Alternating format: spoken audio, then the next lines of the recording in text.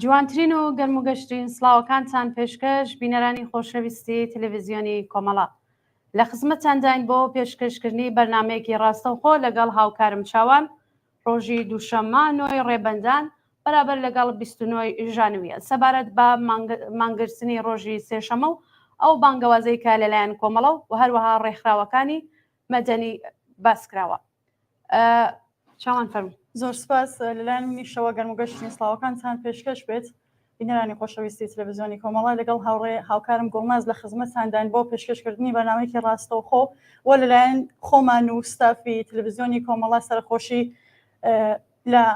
بنەماڵەی گیانبەختکردووانەکەین هەموو گیانبەختکردووان و بەتایبەتی گیانبەخت ئەم 4 نەفەرێکە سەر لە بەیانی ڕۆژی ئەمڕۆ ئاعدام کراون و هەروەها خەڵکی شۆڕژگەری کوردستانیش. نیوە شەوی ڕابردوو 4 لاوی زینزانی سیاسی محسن مەزلوم، محەممەد فەرامەرزی، وەفا ئازەربار و پژمان فاتحی کە لە زادگایەکی بەنەهێنی و نەعادڵانەدا سزای ئەعدامیان بەسەردا سەپێنرا بوو، دوای چەند مانگ ڕاگرتن لە ژێرپەتی سێدارەدا سەرنجام لە سێدارەدران. ڕێکخراوە مەدەنیەکان و هەڵسوڕاوانی مافی مرۆڤ لە کوردستان بۆ دەربڕینی ناڕزایەتی بەرامبەر بۆ جنایەتە بانگەوازی مانگرتنی گشتیان کردووە بۆ ڕۆژی سێشەممە 10 مانگی ڕێبەندان. ئێمە پشتیوانی لەو بانگەوازە دەکەین و داواز دەکەین لە سەرجەم خەڵکی تێکۆشەری کوردستان، کرێکاران، مەعەلیمان، ژنان، لاوان، خوێندکاران، کاسبکاران، بازاڕیان و هونەرمەندان کە بەم مانگرتن و ناڕزایەتیانەوە پەیوەست بن. بەڵێ چاوان هەر لەسەر ئەم بابەتە چەند هاوڕێمان میوانی بەرنامەی ڕاستەوخۆی ئەم شەومان دەبن. یەکەم میوانمان بەڕێز هاوڕێیاکۆ ئەنوەری ئەنجامی کمیتەی ناوەندی کۆمەڵەیە. هاوڕێیاکۆ ئەم کاتتان باش، زۆر بەخێر بێن بۆم بەرنامەیە. سڵاوم هەیە بۆ ئێوە هاوڕێیانی خۆشەویست گوڵناز و چاوان، هەروەها سڵاوم هەیە بۆ بینەرانی ئازیزی تەلەڤیزیۆنی کۆمەڵە لە خزمەتتاندا. زۆر سپاس بە خێراتن تەکەم هاوڕێیاکۆ، سپاس کە ئامادە بووی. هاوڕێیاکۆ سەرەتا قسەکانم لەسەر ئەم ڕووداوە و ئەوەیە کە ئێوە ئەم ڕووداوە چۆن باسەکەن، مەبەست لایەنجامی ئەو 4 لاوە و ئەو هەڵسوڕاوانە چییە؟ هەڵە گوڵناز ئەمڕۆ ئێوە ڕاگەیاندەکەی کۆمەڵە بۆ پشتیوانی لەو مانگرتنەتان بڵاو کردەوە. لەوێدا هاتبووەوە بە دروستی هاتبوو کە دەسەڵاتێک کە دەسەبات بۆ کوشتنی شارۆمەندانی خۆی، بۆ لە سێدارەدانی نارانی خۆی، بۆ زیندانیکردن و ئەشکەنجەی ئەوانەی کە منتەقدن بەو دەسەڵاتە لە ئەوجی داڕمان و زەبوونی و لاوازیدایە. دەسەڵاتێک کە جێگە و پێگەی کۆمەڵایەتیەکەی محکەم بێت، دەسەڵاتێک کە لە مەشروعیەتی کۆمەڵایەتی لەلایەن جەماوەری ئەو وڵاتەوە بەهرەمەند بێت، بە دڵنیاییەوە دەست نابات بۆ جەنایەتی هاوشێوە. 4 بەندکراو وەفا و پژمان و محسین و محەممەد 19 مانگە لە بەندیخانان بەبێ ئەوەی کە لە هیچ مافێکی سەرەتایی بەندکراوێک بەرهەمەند بێت، لە گرتنی پارێزەرەوە بگرە هەتاکوونێ دیدار و چاوپێکەوتن لەگەڵ بنەماڵەکانیان کە بەداخەوە لە دوایین ساتەکانی ژیانیان ئەوەیان بۆ جێبەجێکردن، لە ئاعتراز، لە دادگای عەلەنی، لە چوونە ناو مەتبوعات یا ڕاگەیاندن، تەنانەت ئەوانەشی کە سەربەخۆیانن لە دادگا فەرمایشەکانیان، لە دروستکردنی سناریۆهایەک کە نەخنەما بووە بە قەولی فارسیاڵێت و مێژوویەکی ئێژگار زۆری هەیە بۆ ئەوان و بڵاوکردنەوەی لە میدیاکانی خۆیەوە بۆ مەشروعیەتدان بەم جەنایەتانەوە، هەموو ئەوانە ناحەقیهایەک بوون کە پێش لە کوشتنی، پێش لە سێدارەدانی ئەمڕۆیان دەرحەق بەو 4 بەندکراوە ئەنجامیان داوە. لە ساڵی ڕابردوودا ئاماری ئیعدام و لە سێدارەدانی لاوان، گەنجان، معتەرزین بەهانەهای جۆرا و جۆری کۆمەڵایەتی و سیاسیەوە لە ئێران پەرێسەندووە. زیاتر لە 800 کەس لە سێدارە دراون. لە مانگی ڕابردووە بە نسبەت مانگی فرامبار و ڕێبەندانی پارێکەوە چەندین بەرابەر بووە لە سێدارەدانی خەڵک. ئەمە نیشانەدات کە کۆماری ئیسلامی لە ئەوجی لاوازی خۆیەتی، لە ترس لە ڕوخانی خۆیەتی، پایەکانی ئەو دەسەڵاتە لەرزۆک بووە. گەر کات هەبێت و بینە ناو بردەکاریەکانی کێشەکانی کۆماری ئیسلامی لە ناوخۆوە، چ لە دەسەڵاتیانەوە، چ بە مەسەلەت مەسایلی ئابووری و خەڵکەوە، چ بە نسبەت مەسایلی کرێکاری و ژنان و لاوانی تینی و ئازادیەوە، حتمما لەوانەیە گەرمەجار هەبێت بینە سەرەوانە، بەڵام لەگەڵ ئاعترازاتێکی وەسیعی خەڵکی بەرەوڕوە لە بازنشە سەگان و لە کرێکارانەوە بگرە تا ژنانی تینی و ئازادی، هەتا لاوانی ئەو وڵاتە کە بە دوای ڕەوزەنەیەک ئەگەڕێن بۆ خۆشی و بۆ شادیکردن، هەموو ئەمانە نیشانەدات کە کۆماری ئیسلامی لە قەیرانێکی ئێجگار قوڵە خەریکا دەست و پێلێدا. ئەم جنایەتانە سەنەدێکی ئێژگار گەورەیە بۆ ئەو بەشە. ئەم چوار بەندکراوە حتمما لە هەواڵەکانایەوە بۆ خۆتان بەوردی باستان کردووە. دوێنێکە لە دوایین دیداری خۆیان لەگەڵ بنەماڵەکانیانە بەڕاشکاوانە و نەترسانە و تویانە ئفتخارکەن پێمانەوە، ڕەش مەپۆشن، درێژە بە خەبات بدەن، درێژە بە ڕێگایان بدەن. زۆربەی لاوانی وڵات، زۆربەی لاوانی شۆڕژگەر لە کوردستان گەیشتوونەتەوە هەستا، چاونەترس بوون، مردن چیتر لە مردن چیتر فڵ ناکەن، لە مردن چیتر ناترسن، تهدید و هەڕەشە و ئێرعا چیتر چاوترسێنیان ناکات. ئەو ڕێگایی کە دوای شۆڕەشی ژینا گرتویانەتە بەر، ئەو دروشمانەی وەک ژنجیان ئازادی کە دوای شۆڕەشی ژینا گرتویانەتە بەر، هێشتا وێردی سەر زبانیانە، هێشتا چالاکیەکانیان بەردەوامە و بە معنایەک شۆڕەشی ژینا هێشتا نەخەوتووە و درێژەی هەیە. بۆیە کۆماری ئیسلامی ڕێگەی نییە، ناچارە، ئەگەر وانەکات عەجیبە بێت،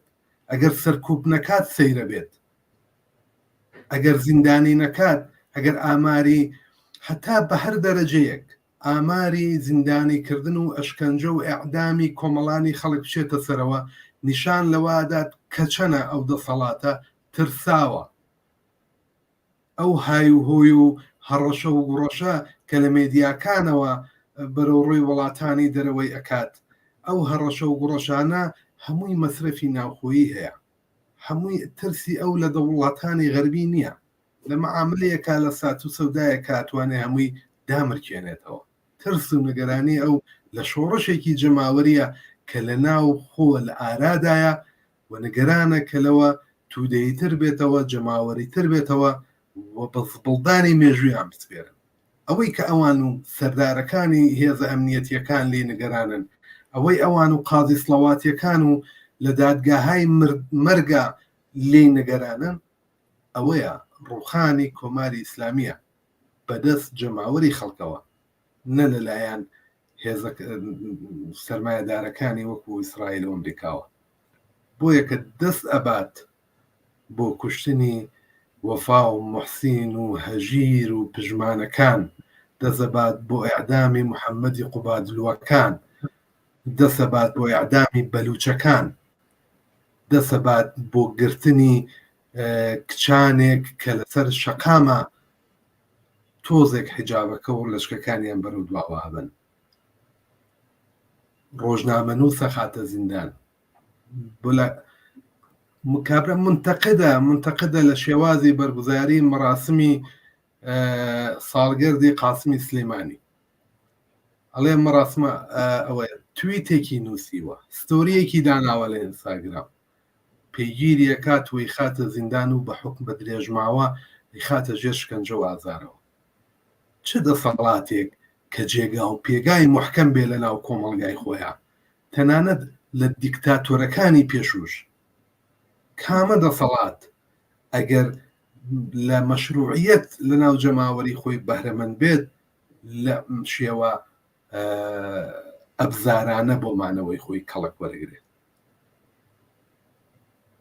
لە هەرحاڵ کۆماری ئیسلامی ئەمڕۆ جارێکی تر دڵی هەمووانی خەمبار کرد، دڵی خەڵکی کوردستانی جارێکی تر بریندار کرد، جارێکی تر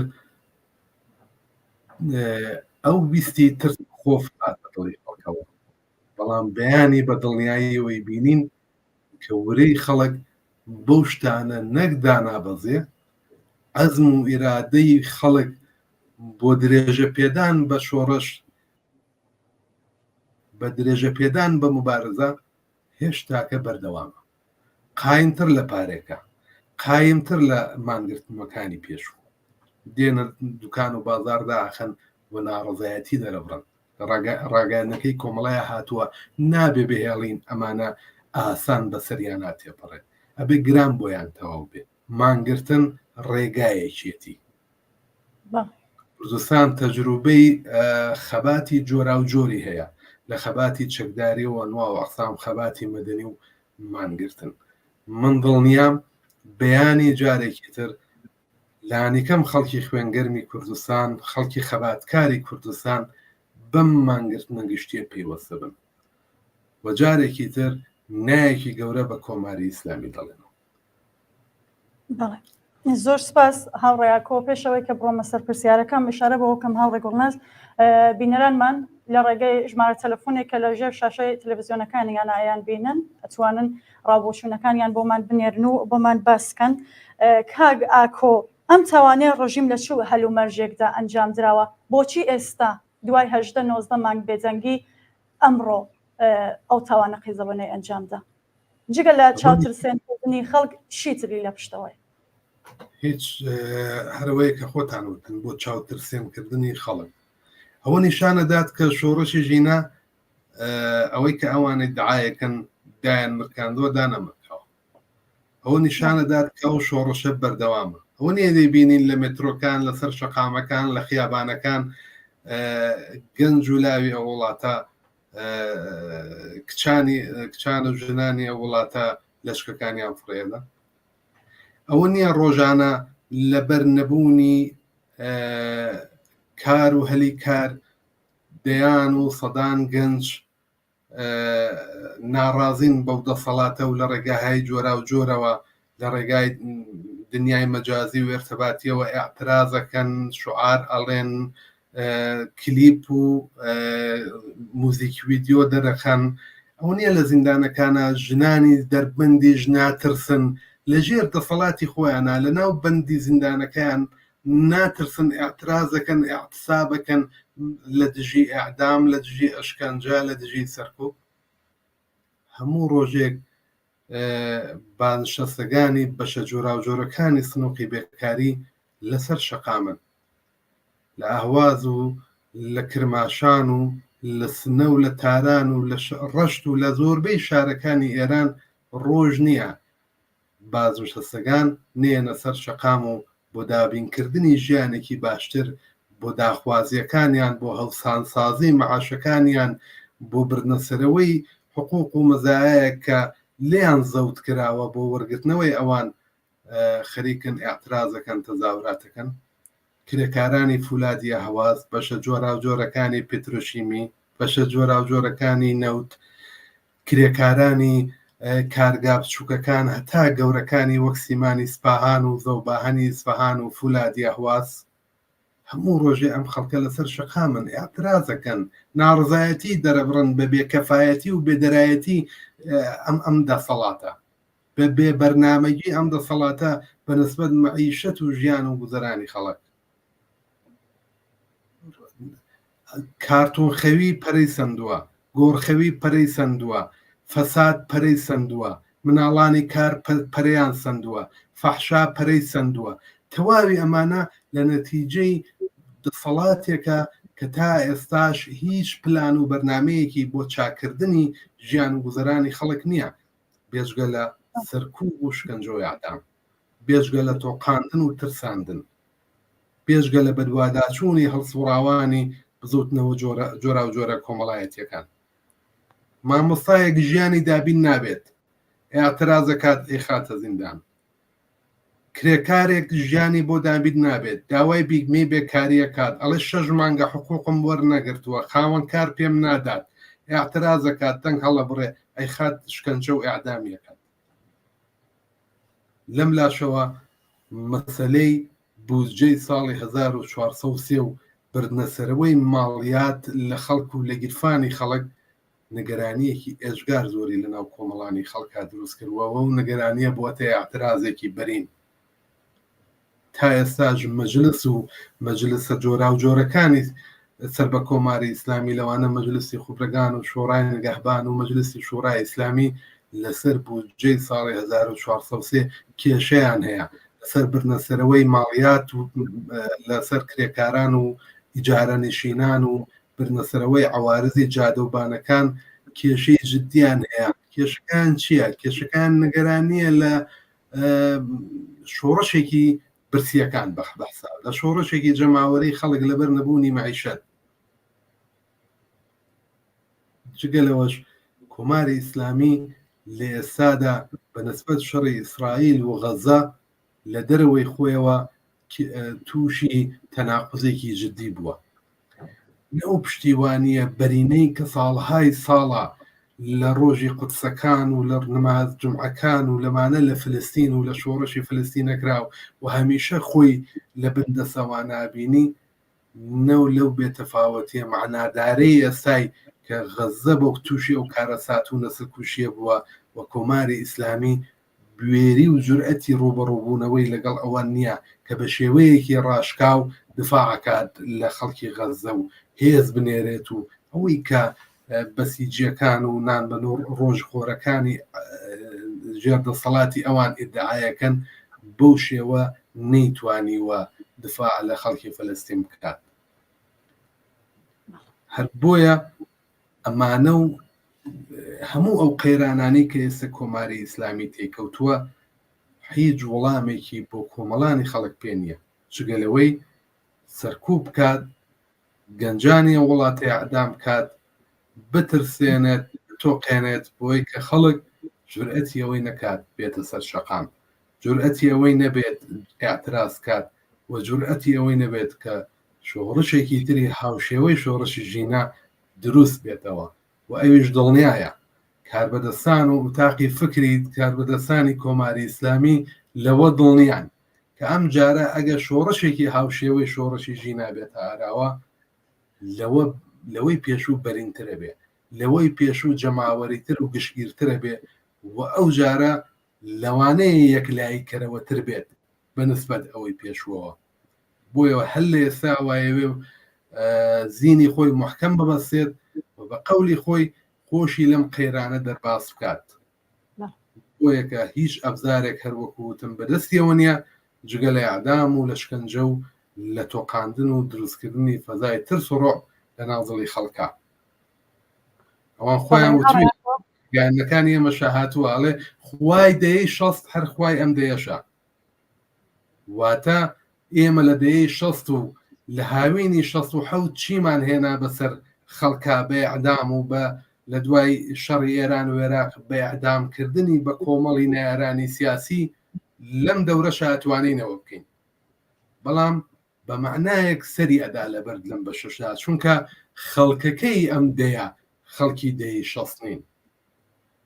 خەڵک چیتر جلی ترس و خۆف لەبەر ناکات ئەوەی داکەندووە جلی ڕەزم و بەرخوردانی لەبەرایە ئیتر لەمە بەدووە خەڵک تەمکین ناکەن خەڵک ئاعترازەکەن گەشەی سندووە میل بە شۆڕش میل بە ئاعتراز میل بە مقاومەت و بەرخودان لە مقابلی کۆماری ئیسلامی لەناو کۆمەڵانی بەرینی خەڵک لە ئێران و کوردستان لاوەکان و بە تایبەتی کچانی نەترس و ئازای ئەو وڵاتە نمونەی بارزی ئەو نەوعان خەڵکی ئێستا لەگەڵ خەڵکی ڕابردوو لە هەموو بوارێکە بە زۆر هۆکار کە ئێستا لەم بەرنامەدا جێگەی نییە باسی بکەم گەشەی سندووە ئاگاه بووەتەوە و بە قەولێک چاکە و خراپەی خۆی لێکەداتەوە چیتر ناترسێت چیتر شتێکی نەماوە بۆ لە دەستان جگە لە مقاومەت جگە لە بەرخودان جگە لە دۆزینەوەی ڕێگاهایەکی جۆرا و جۆر بۆ درەژە پێدان بە خەبات دژ بە کۆماری ئیسلامی بەڵێ هاوڕێکۆ زۆر سپاس ئەگەر بتانەوێ هەڵوێستی کۆمەڵا لە بەرامبەر ئەم جنایەتی کۆماری ئیسلامی بۆ بینەرانمان باسکەی زۆر سپاس دەکەم. بەڵێ هاوڕێ گوڵان زاگادارن کە هەل لە ڕۆژانی پێش ئیعدام لە ئەو ڕۆژانەی کە خەڵک نیگەران بوون کە ئەم چوار بنکراوە لە سێدارە بدرێت زۆر یەک لە هەڵسوڕاوان و ڕێکخراوەکانی مەدەنی و حقوق بەشەری چ لە ناو چ لە دەرەوەی وڵات وتیان ئەم کارە مەکەن لە ئەگەری بەکردەوە دەرهاتنی ئەم کارە خەڵک و ئێمەش بێدەنگ نابین دشکردەوەمان لەبێت.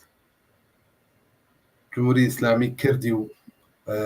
جوابی بەو هەڕەشانە و بەو داخوازیانەی کۆمەڵانی خەڵک و لەوانە ڕێکخراوەکانی مەدەنی نەداوە دەستیدایە ئەو جەنایەت. ئێستاش ئەو ڕێکخراوانە دوای ئەوە هەڵوێستەگرن هەڵوێستەکەیان تا ئێستا ئەوە بووە کە لانیکەم بەیانی دەی ڕێبەندان ڕۆژی سێشەممە دەی ڕێبەندان مانگرتنێکی گشتی لە ئاستی ئێران و کوردستان بەڕێوەبەرن. کۆمەڵە ئەم جارە پشتیوانی کردووە لەو داخوازیە هاتووەتە پشتەوە و بە هەڵوێستێکی منتەقی و شۆڕژگێڕانەیە زانێت بە کاردانەوەیەکی بەجێگا زانێت بەرامبەر بەم جنایەتی کۆماری ئیسلامی بۆیە پشتیوانی کردووە و داوای کردووە لە کۆمەڵانی خەڵک لە ئێران و لە کوردستان کە بەیانی دوکان و بازار شوێنی کار شوێنی فعالیەتی ڕۆژانەیان مەیدانە وەرزشیەکان شوێنە هونەریەکان ئیدارەجاتەکان مەدرسەکان دانشگاکان گشت دای بخەن و لە ماڵەکانی خۆیانە دانیشن و جارێکی تر هاوشێوەی مانگرتنە سەرکەوتووەکانی پێشوو ئەم مانگرتنش بە سەرکەوتن بە سەرنجامی بگەێنن. ئەوەیە کە دەبێت وتم لە قسەکانمە نابێت ئەمە ئاسان بەسەر کۆماری ئیسلامی تێپەڕێ نابێت جنایەتەکانی کۆماری ئیسلامی بێوەڵام بمێنێتەوە نابێت ئەبێ گران بۆی تاوە بێت. کۆمەڵە تەجروبەی باشی هەیە لە فراخان یا لە داخوازی بۆ مانگرتن. لە گوڵانی 1384 دوای ئیعدامی فەرزادی کەمانگەر و هاوڕەکانی لە 1397 لە خەرمانانی 97 دوای ئیعدامی ڕامینی حسین پەنای ئەوان 16 گەلاوێژی 84 ببورن 16 گەلاوێژی 84 دوای ئیعدامی شوانەی سێقادەر 28 خەرمانان هەمووی ئەمانە ئیعتساباتێکی سەرکەوتوو بوون کە کۆمەڵە بە پێشمەرجی ئەو کات لە هاوشێوەی جەنایەتی وەکو ئەمە داوای لە خەڵک کردووە ئاعتراز بکەن مان بگرن لە ماڵەکانیان نێنە دەرەوە کە جمهوری ئیسلامی و کاربەدەستانی ئەو نظامە بزانن کە خەڵکی کوردستان لە ئاست جەنایەتەکانی ئەوان بێدەنگ نابن. ئەوانەی پێشوش سەرکەوتوو بووە و دڵنیان بە تشخیصی کۆمەڵە و بە تشخیصی کۆمەڵانی خەڵک بەیانیش خەڵک یەکپارچە دژ بەم جەنایەتە دوکان و بازار دادەخەن و لە ماڵەکانی خۆیان دادەنیشن و دەنگێکی بەرین و بە بانگێکی بەرز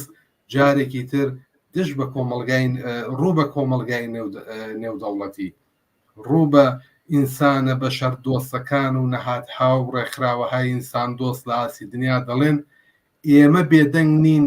ئێوەش بێدەنگ مەبن پشتیوانمان بن. بەڵێ زۆر سپاس هاوڕێکۆ ئەف قسەکانیشتان ئەبڕم ماوەی بەرنامەکەمان کەمە و کۆمەڵێک پرسیارمان بۆ هاتووە هاوڕێ گۆڕناز لە مەهابادی خۆشەویستەوە لە ستەقز هەروەها لە ئیسفەهان پرسیارێکیشمان بۆ هاتووە ئاراستەی هاوڕێ ئاکۆی بکەم بەداخەوە نەینووسیوە لە کام شارە بەڵام پرسیویە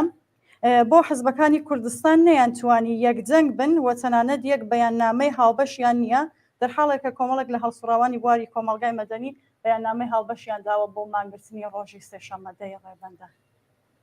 زۆر ڕاستە ئێمە وتمان ئێمە پێشوازیمان لەو بەیانیە هاوبەشەی ڕێکخراوەهای مەدەنی کردووە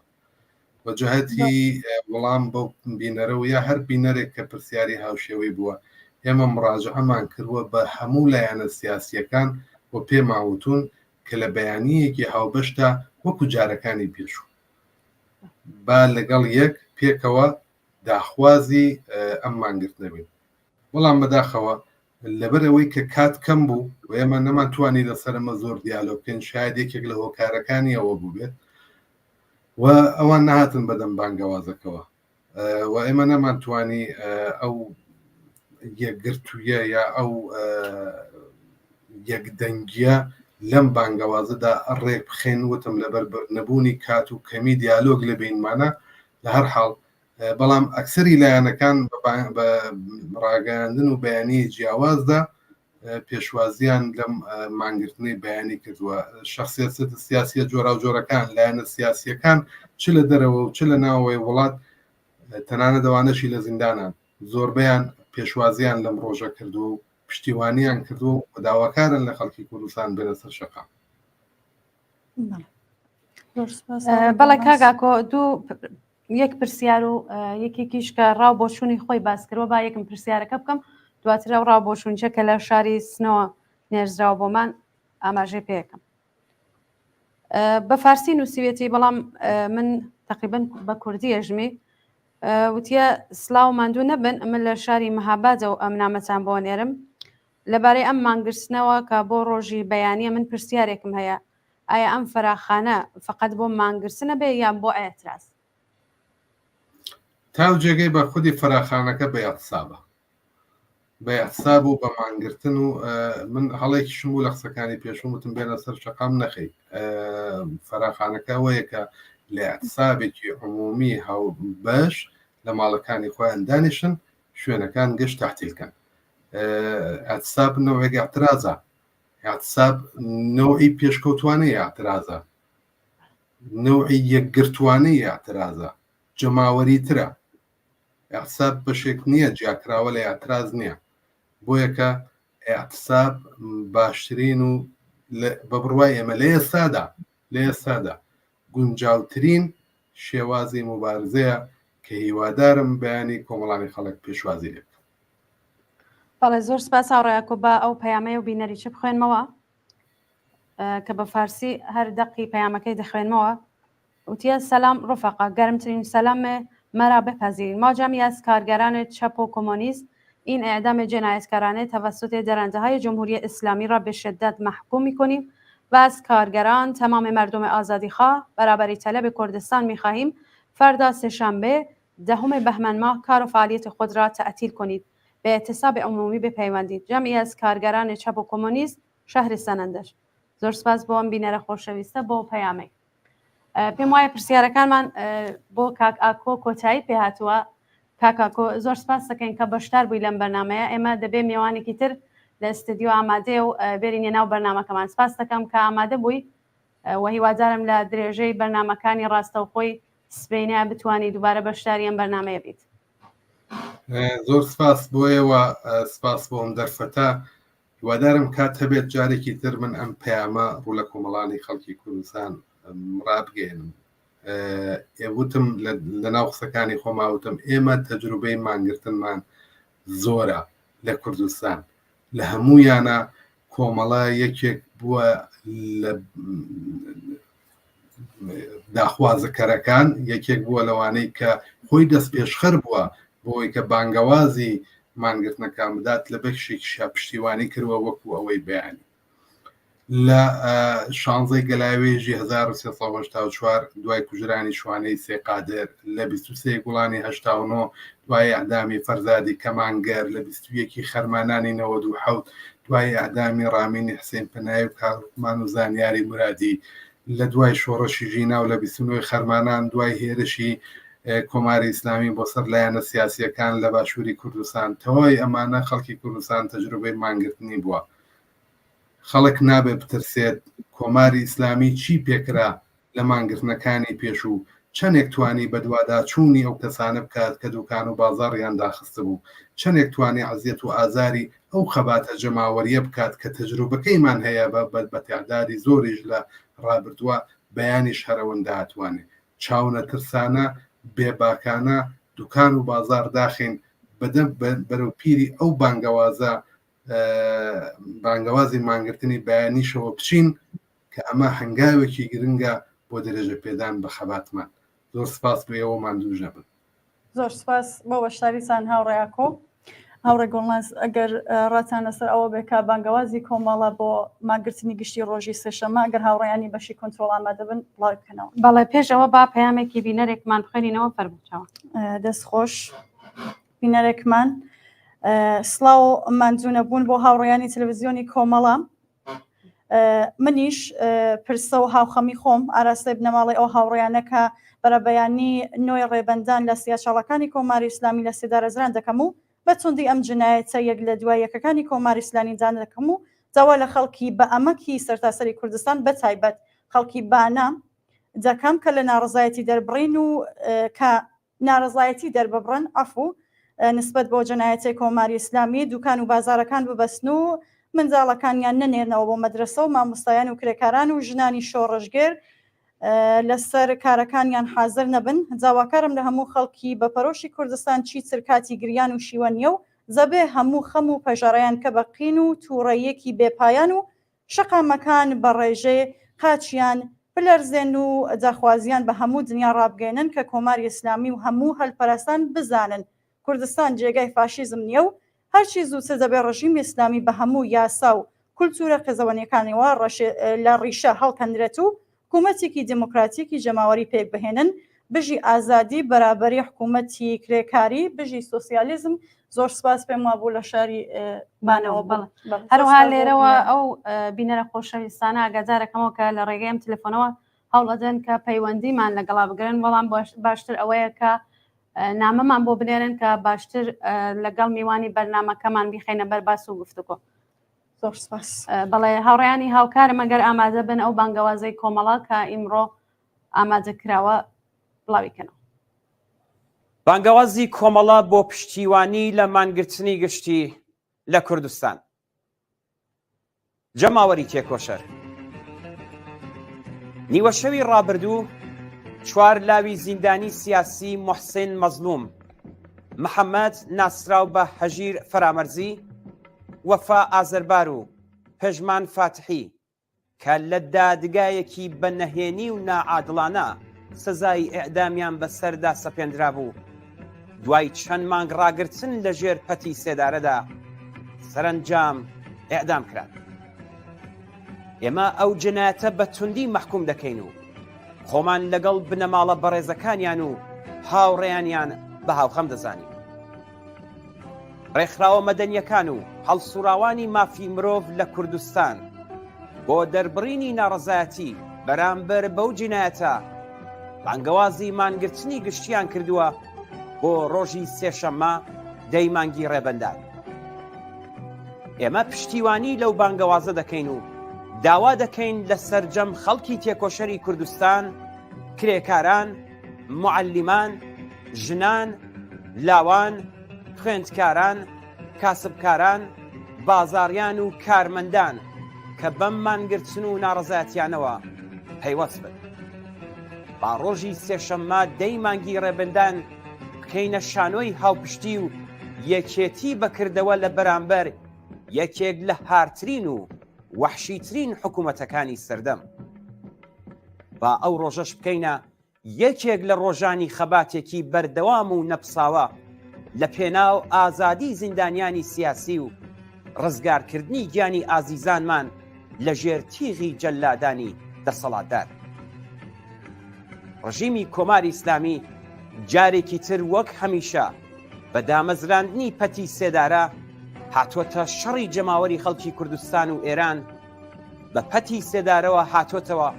تا هیوا بە ڕزگاربوون لەدار بدات. هاتوۆتەوە تا بە کوشتنی لاوانی تینووی ئازادی خۆی لەسرە و لێژی و هەڵدێری نەمان ڕزگار بکات.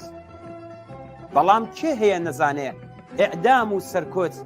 نەک نیشانەی بەهێزی بەڵکو لە ڕووی داماوی و سەر لێ شێواویەوە پەنای بۆ دەبرێت. بەڵام لەگەڵ ئەوەشدا ئەمما شوێنەی تاوان و جەنایەتی ڕژیمی ئیسلامی دەکرێ و دەبێ ڕابگیرێت. پاشەکشەکردن بەم ڕژیمە لە دەرکردن و بەڕێوەبردنی حوکمی ئێعدام ئەوە ڕێخستنی ناڕەزایەتی جەماوەری لە نێو خۆی دەرەوەی وڵات ئیمکان پەزیرە. با هەزینەی کوشتنی لاوانی ئێمە بۆ ڕژیم هێندە گران بێت کە ئیتر نەوێرێت لەسەری بەردەوام بێت. دەسەڵاتدارانی جنایەتکار لە ماوەی 1 ساڵی ڕابردوودا زیاتر لە 800 کەسیان لە سێدارەداوە و هەر ئێستاش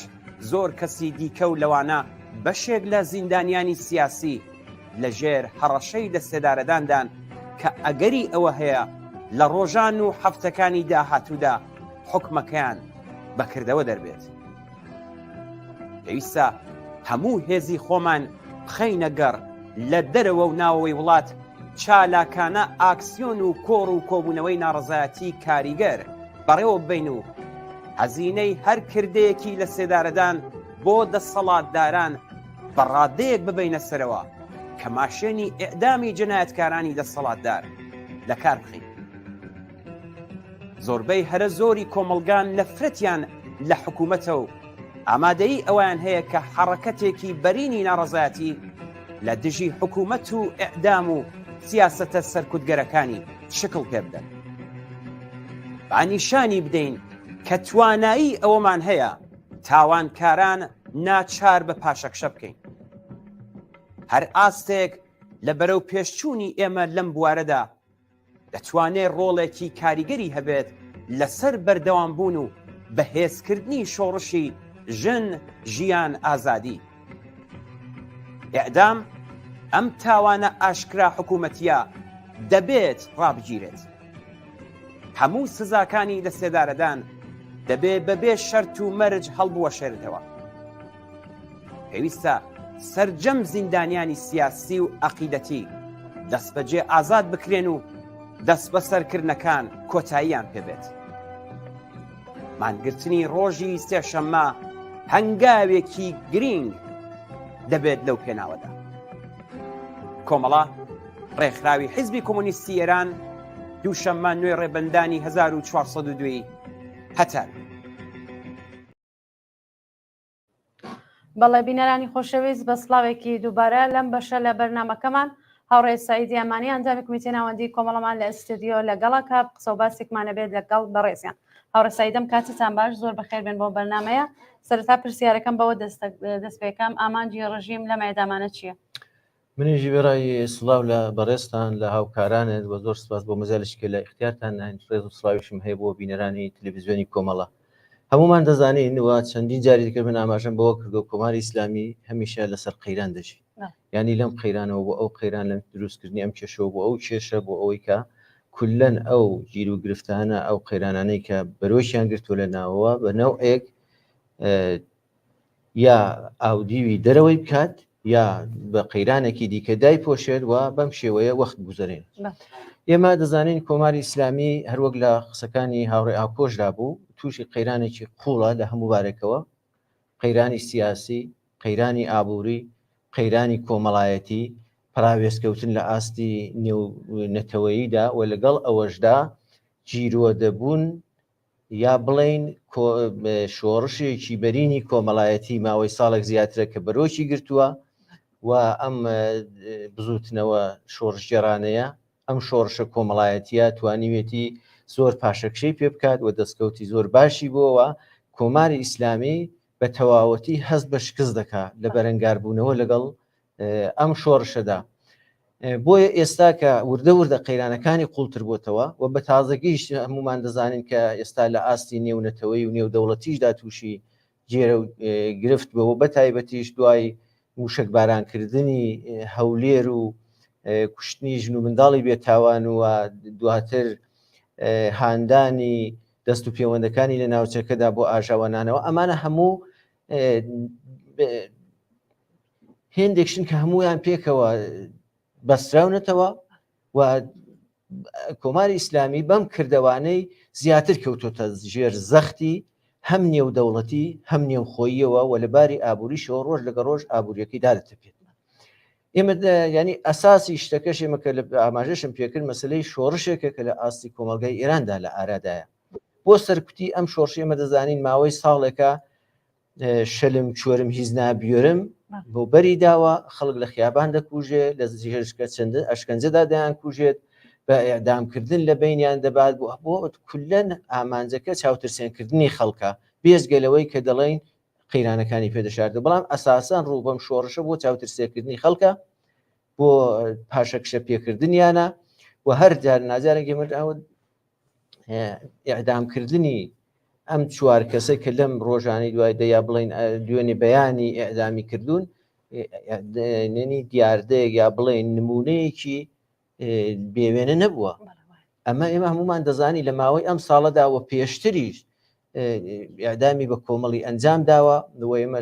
لە بیرمان بێت ئەمەسە مێژومان خوێن بێتەوە ئێوەستگار ڕەنگە لە بیرتان نەبێت لە ساڵەکانی 60 جەنایەتی زۆر لەوە گەورەتری کردو بۆیە لە کارنامەی کۆماری ئیسلامیدا ئەم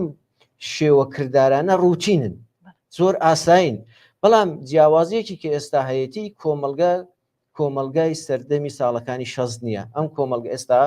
کۆمەلگایەکە کە گوشاری خستۆتە سەر ڕژیم پاشەکشەی پێکردووە و زیاتر زەختی خستۆتە سەر دێنێ بۆ ئەوەی کە چاوترسینیم کە بەم شێوەیە بێڕەحمانە خەڵکانێک کە هەر بە گومانی ئەوەی کە هاتوونەتەوە ترۆر بکەن بۆم گوزاری بکەن بەبێ ئەوەی کە هیچ سەنەد و مەدرەشێک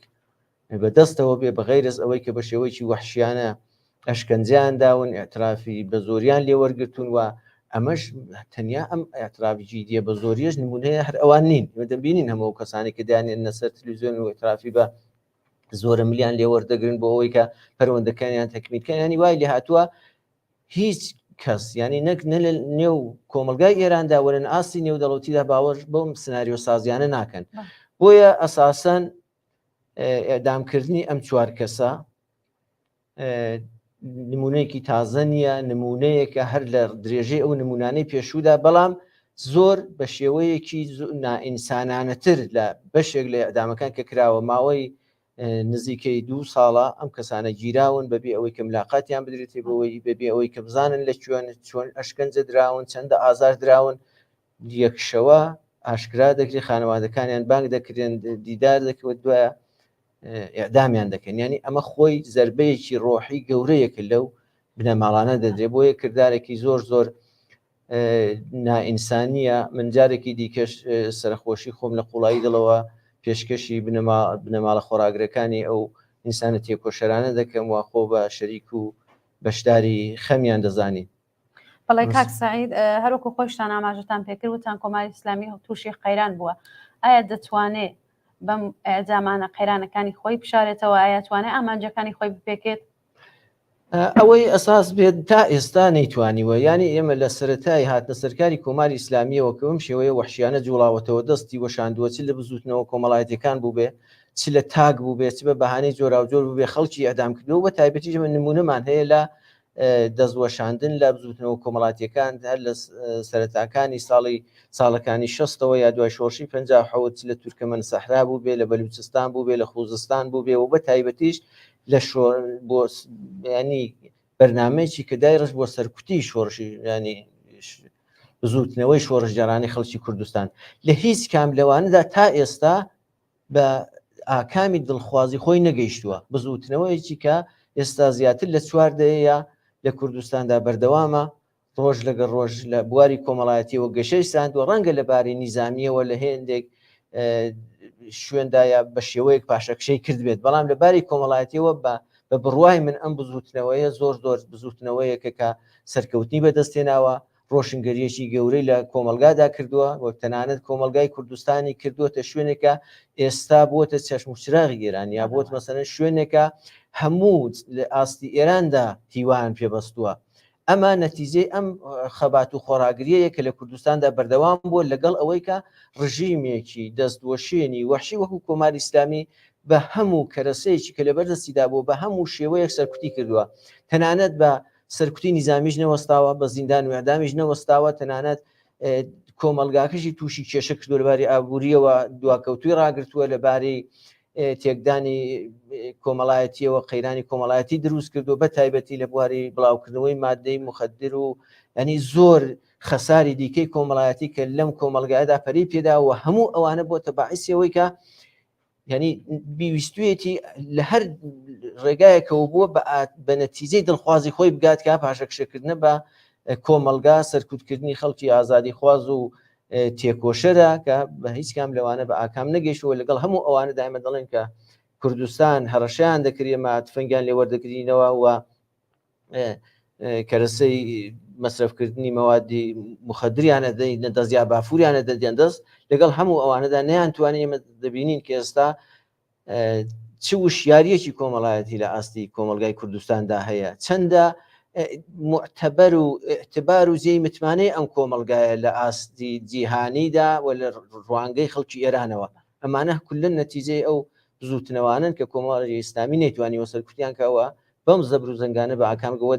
دڵنیاشم ئەم جارش سەری لەبەر دەدرێت بە ئاکام ناگات وە جوابێکی زۆر زۆر بەهێزتر لە گورجێکی کە ئەو پێی وایە بە ئەدامکردنی ئەم ئینسانە شەریفانە لە کۆمەلگایەدا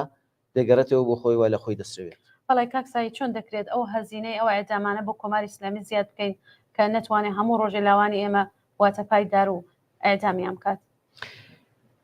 هەتا ئێستاش کولن ئەو کردارە وەحشیانی کۆماری ئیسلامی کە دەم ڕێگایانەوە بە تایبەتیش بە ئەدامکردنی لاوانی تێکۆشەر و خەڵکی تێکۆشەری کوردستان و لە ئاستی سەرتاسەری ئێرانداوە بە تایبەتیش لە کوردستان و بەلوچستان وانە کردوێتی هیچ کات بەبێ هەزینە بۆی تەواو نەبووە. هەمیشە ودایم هەزینەی قورستری لە پێناودا داوە. هەزینەیەکی کە کۆماری ئیسلامی لەم دانی لە بەرابەر ئەم کردانانەی داوەری دەگرێتەوە ئەوەیە بێزاری زیاتر لە کۆمەلگادا بە نیسبەت کردارەکانی خەڵک لی بێزار دەبێت خەڵکی دەکشێتەوە تەنانەت ساڵانی پێشتر ئەگەر کەسانێکیش متەوەهم بوون بەوەی کە لە تەریقی هێندێک ریفۆرمۆ دەتوانن ئاڵگۆڕێک بەسەر کۆماری ئیسلامیدا بێن و ئەم نیزامە ئیمکانی ئەوەی هەیە بمێنێتەوە کۆمەلگا کولەن لەم ئاستانە تێپەڕیوە ئەو سنوورانەی بەزاندووە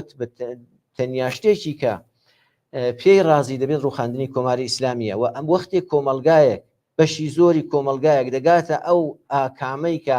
ئەو نیزامەی لەسەر کارە قابلی ئیسلاحە هیوایەکی پێی نەماوە دەبێ بڕوخێت چی بۆ دەمێنێتەوە وێ بە دڵنیاییشەوە لێرەشدا هەزینەیەکی کە دێدا وە زیاتر دەبێتە باعثی بێعتباربوونی دەبێتە زیاتری یەکگرتووی خەڵک دەبێتە باعثیەوەی کە زیاتر خەباتی لە کۆمەلگای ئێراندا خەباتێکە لە ئارادای ئەگەر هێندێک پرشوو بڵاو بێت کە ئەگەر ئێمە ئێستا بە نەتیجەی دڵخوازی ئێمە نەگەیشتووە لەباری یەکگرتوویەوە یەکیان دەخات بە دڵنیاییەوە ئاکامەکەی ئەوە دەبێت کە ئەم بزوتنەوانە یەک دەکردن و یەک پارچە لە بەرابەر کۆماری ئیسلامیدا زاهر دەبن و ئەمە هەزینایەکە کە کۆماری ئیسلامی لە ئایندەیەکی نزیکدا دەبێت بیدات پێناو ئەو جنایەتانیدا. بەڵێ کاکسایی زۆر پرسیارمان بواتەوە بە پرسیاری بینەرێکتان بۆ لێ پرسم مسیە سلااو ئەم کاتتان باش بۆچی کورد کوشتن بۆ ڕژیم زۆر ئاسانە چه کۆڵبەر و چه زیندانی سیاسی بۆ لە دەرەوەی کوردستان ئێمە شاهدی ئەترازی جدی بە کوشتنی کورد و بەلوچنین زۆر سپاس بۆم بینەرە. ئەوەی واقعیت بێت ئێمە دەزانین کە تەنیا شوێنێک یا بڵین ئەو شوێنانەی کە زۆرتر بەرامبەر بە کۆماری ئیسلامی وەستاونەتەوە ئەو ناوچانە بوون کە لەباری اقتصادیەوە لەباری سیاسیەوە لەباری کۆمەڵایەتیەوە زوڵمیان لێکراوە دواکەوتو ڕاگیراون بە تایبەتی کوردستان و بەلوچستان وە شوێنە کەمینە نشینەکان. کوردستان ئەگەر ئێمە وەک نمونە بگرین کۆمەلگای کوردستان ئێستا کۆمەلگایەکی تەحەزوب یافتەیە کۆمەلگایەکی ڕۆشن فکرە کۆمەلگایەکە کە ئێستا دەزانێت چی دەوێت کۆمەلگایە کە زۆر زۆر سیاسی و حیساب شدە بەرامبەر بە کۆماری ئیسلامی وەستاوەتەوە و توانیوێتی داخوازیەکانی لە ئاستی نێونەتەوەیدا لە ئاستی خوردی ئێراندا کۆمەڵایەتی بکاتەوە و خەڵکی پێ ئاشنا بکات و ئەمەش بۆتە باعثیەوەی کە خەڵکێکی زۆر پشتیوانی لە داخوازیەکانی داخوازی ڕەواکانی خەڵکی کوردستان دەکەنەوە بە تایبەتیش لەم دواییانەدا دوای شۆڕشی ژیناش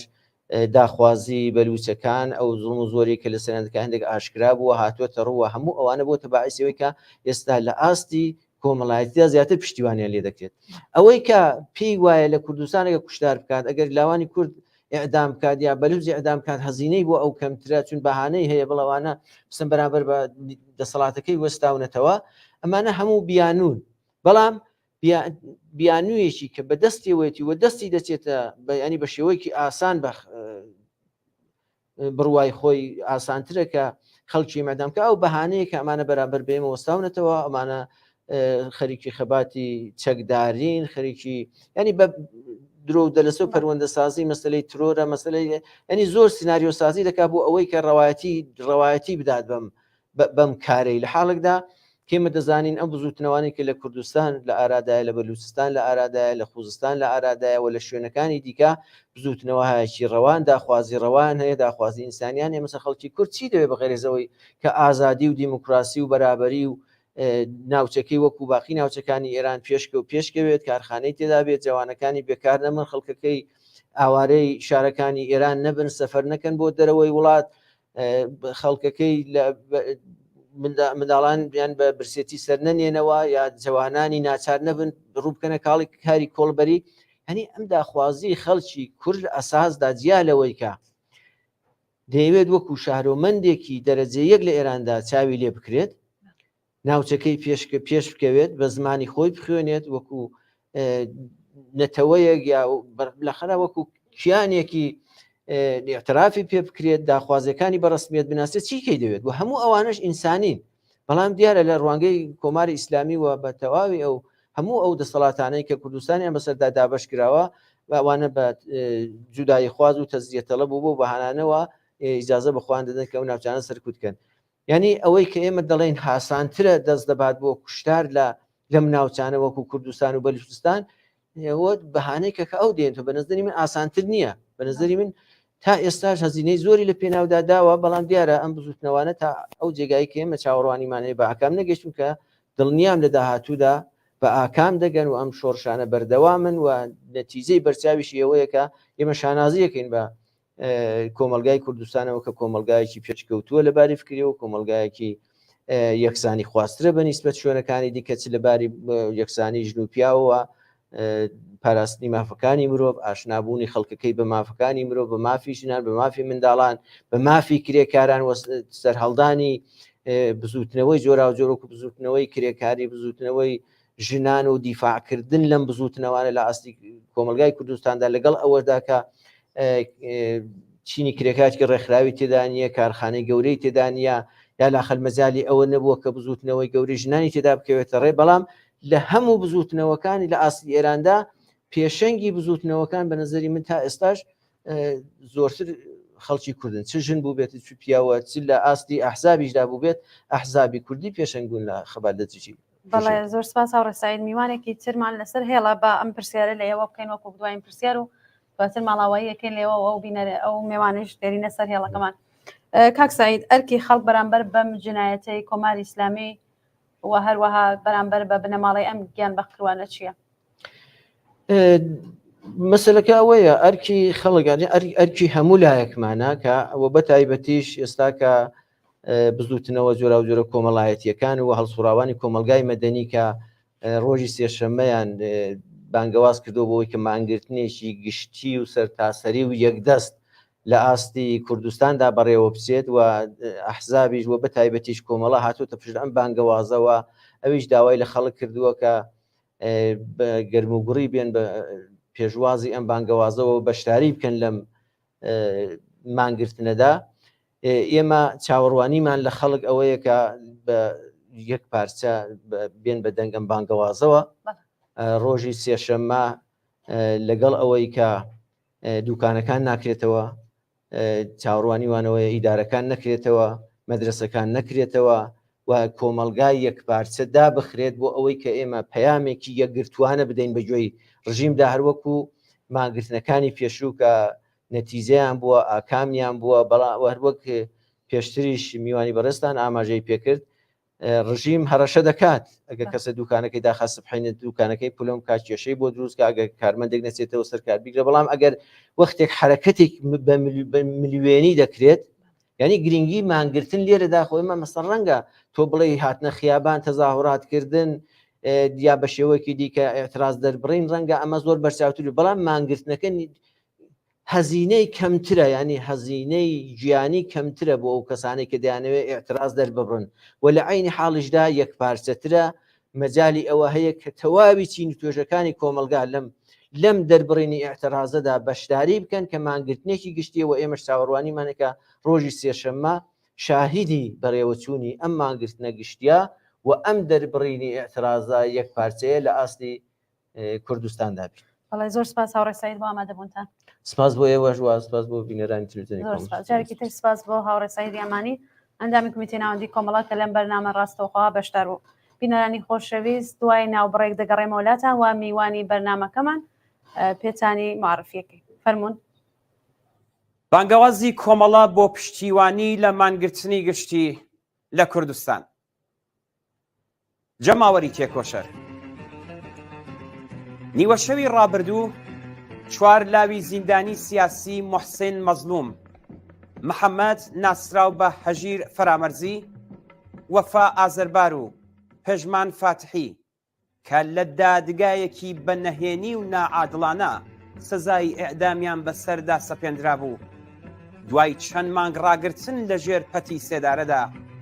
سەرنجام ئێعدام کران. ئێمە ئەو جنایەتە بە توندی مەحکوم دەکەین و خۆمان لەگەڵ بنەماڵە بەڕێزەکانیان و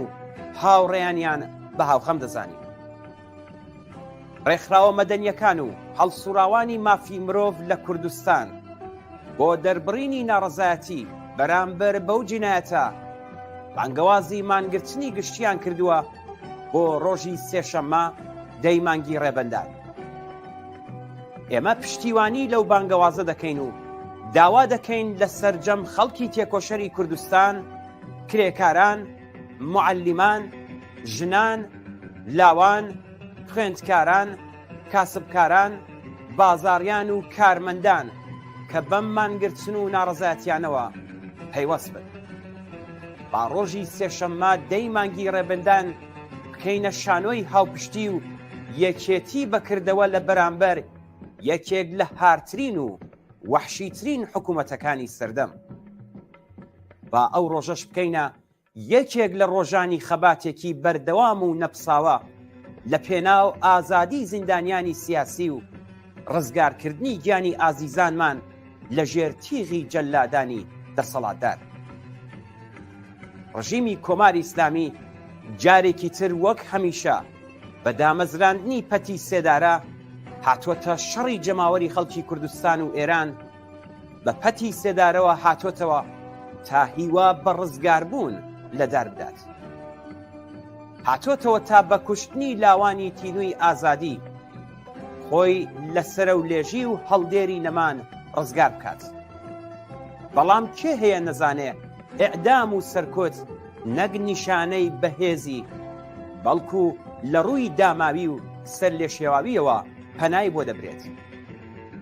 بەڵام لەگەڵ ئەوەشدا ئەمما شوێنەی تاوان و جەنایەتی ڕژیمی ئیسلامی دەکرێ و دەبێ ڕابگیرێت. پاشەکشەکردن بەم ڕژیمە لە دەرکردن و بەڕێوەبردنی حکمی ئێعدام ئەوە ڕێخستنی ناڕەزایەتی جەماوەری لە نێو خۆی دەرەوەی وڵات ئیمکان پەزیرە. با هەزینەی کوشتنی لاوانی ئێمە بۆ ڕژیم هێندە گران بێت کە ئیتر نەبێرێت لەسەری بەردەوام بێت. دەسەڵاتدارانی جنایەتکار لە ماوەی 1 ساڵی ڕابردوودا زیاتر لە 800 کەسیان لە سێدارەداوە و هەر ئێستاش زۆر کەسی دیکە و لەوانە بەشێک لە زیندانیانی سیاسی لە ژێر هەڕەشەی لە سێدارەداندان کە ئەگەری ئەوە هەیە لە ڕۆژان و هەفتەکانی داهاتوودا حکمەکەیان بەکردەوە دەربێت. پێویستە هەموو هێزی خۆمان بخەینە گەڕ لە دەرەوە و ناوەوەی وڵات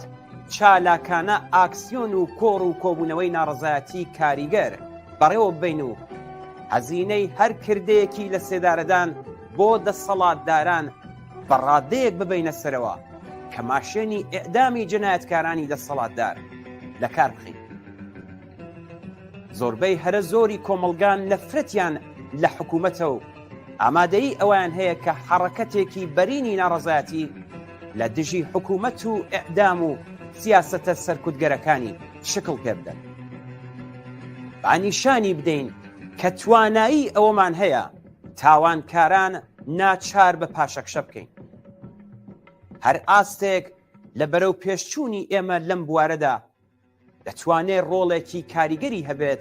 لەسەر بەردەوام بوون و بەهێزکردنی شۆڕشی ژن، ژیان، ئازادی. ئێعدام ئەم تاوانە ئاشکرا حکوومەتیە دەبێت ڕابگیرێت. هەموو سزاکانی لە سێدارەدان دەبێ بەبێ شەرت و مەرج هەڵبوەشێردەوە. پێویستە سەرجەم زیندانیانی سیاسی و عەقیدەتی دەست بەجێ ئازاد بکرێن و دەست بە سەرکردنەکان کۆتاییان پێبێت. مانگرتنی ڕۆژی سێشەممە هەنگاوێکی گرنگ دەبێت لەو پێناوەدا. کۆمەڵە ڕێکخراوی حیزبی کۆمۆنیستی ئێران دووشەممە نوێ ڕێبەندانی 1402 هەتار. بەڵێ بە سڵاوێکی دووبارەوە گەڵناسم بۆ تەڵم بینەرانی خۆشەویستمان داوا لە ئەو بینەرە خۆشەویستانە ئەکەین کە نامەمان بوانێرن نامەکانیان بە نووسراوە بۆمان بنێرن زۆربەی لە بینەرەکان زەنگیان داوە پێیان خۆش بووە ڕای خۆیان سەبارەت بە مانگرتنەکەەوە جاوا بکەن لە خەڵکی شارەکانی خۆیان کە بێن بەشدار بن لەو مانگرتە بەداخەوە ئیمکانی ئەومانە نییە کە ئێستا ئەو کارە بکەین بۆیە بە نووسراوە بۆمانی بنێرن سوپاسدانەکەین و بە نامەی دەنگی ئەوەش ئەگەر بۆمان بکرێت لە توولی ئێدامەی بەرنامەکە حتمەن بڵاوی ئەەکەینەوە لە سنەی خۆشەویستە و لە شاری سەقز بە تایبەتی دەستیان خۆش بێ لە ئیسفەهان و هەروەها مەهاباد دەستان خۆش بێ بۆ هەناردنی نامەکانتان و هەموو شارەکانی کوردستانیش میوانێکمان لەگەڵ هاوڕێ گۆڵناز هاوڕێ ڕەفیق حوسێن پەناهی ئەگەر هاوڕێیانی بەشی کۆنترۆڵ سڵاتان لێبێت هاوڕێ ڕەفیق زۆر سپاس کە بەشدارن و سەرخۆشی ئێمە قبول کە لەلایەن ستافی تەلەڤیزیۆنی کۆمەڵەوە سەبارەت بە ئاعدامەکانی ئەمڕۆ. ئێوارەی ئێوە هاوڕان و هەروەها بینەرانی بەڕێزی تەلەڤیزیۆنی کۆمەڵە باش منیش پرسە و سەرخۆشی خۆمان ڕاستەی بنەماڵەی ئەو چوار زیندانیە لاوە تێکۆشەری کوردستانەکەم و هەروەها پرسە و ماتەمینی خۆم لەو ڕووداوە دەرە بڕم بەنسبەت ئەو اتفاقەوە و هیوادارم کوردستان بنەماڵەکانیان و ئازادی خوازان و تێکۆشەرانی کوردستان سەربەرز بن. من لە خزمەتانە.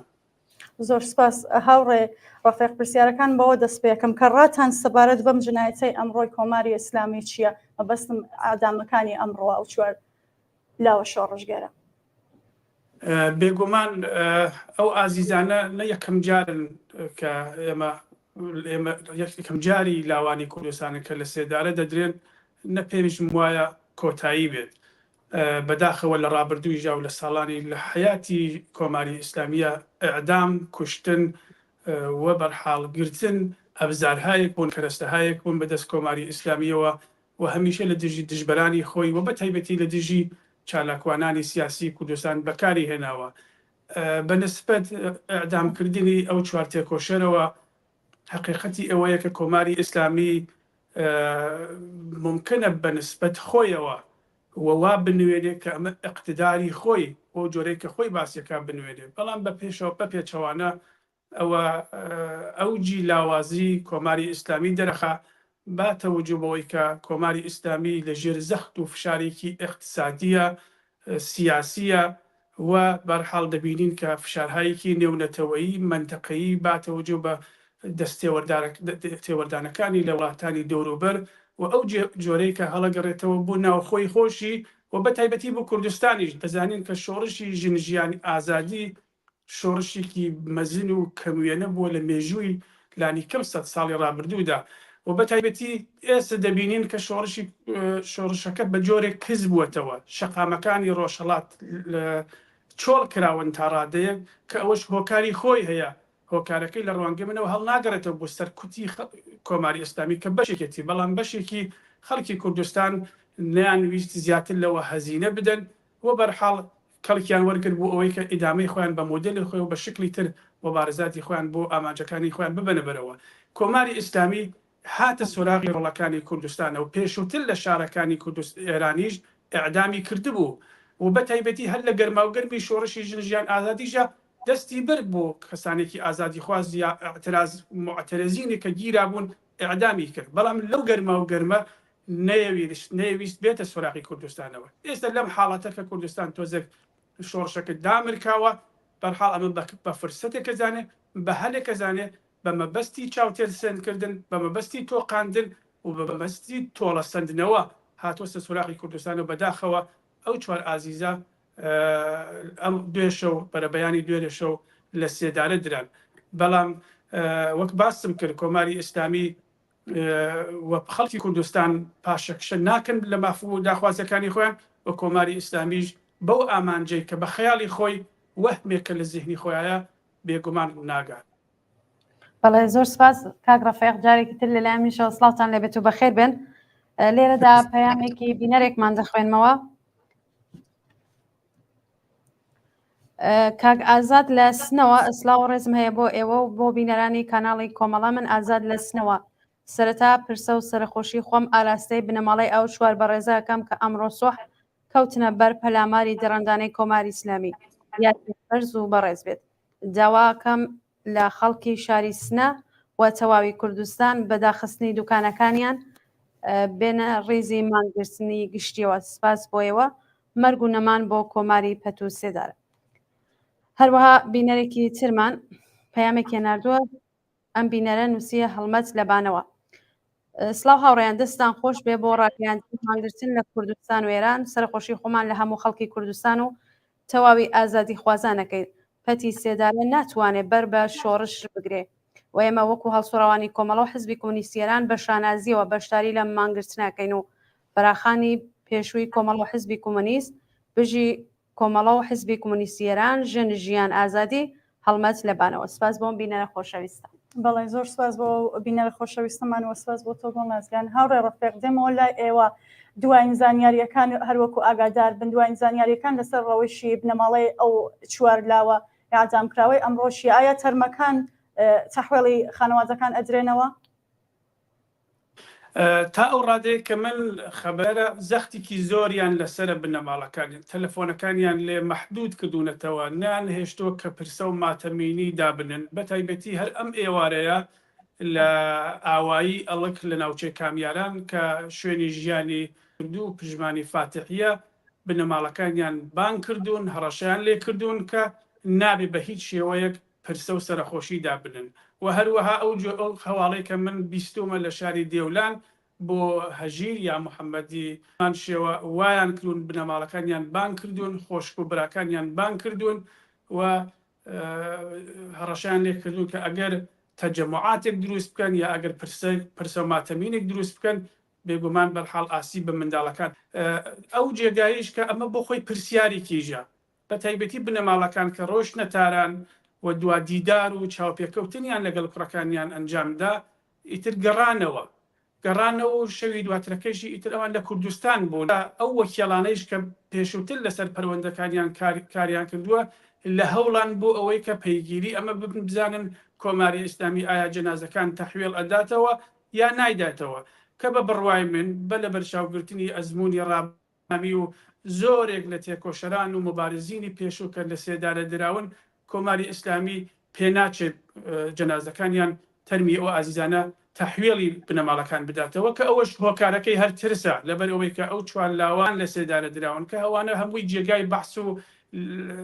قسەیە بە تایبەتی بۆچی لە تاران لە سێدارە بۆچی لە کوردستان نیان کردوون. بەڵام بە هەر حاڵ ئەگەر جەنازەکان تەحویڵی بنەماڵەکان بدەنەوە ترسیان لە ئاپورا و لەورە و لە پێشوازی لە استقبال لە تەرمی پیرۆزی ئەو ئازیزانە حتمما ئەوە هەزینەیەکی گەورە بۆ ڕژیم متەحملوێ. بۆیە تا ئێستا ئەو جێگای کە من بیستومەوە تا ڕادەیەکی لە بگەڵ بنەماڵەکان بۆ سەرخۆشی پەیوەندی کردووە،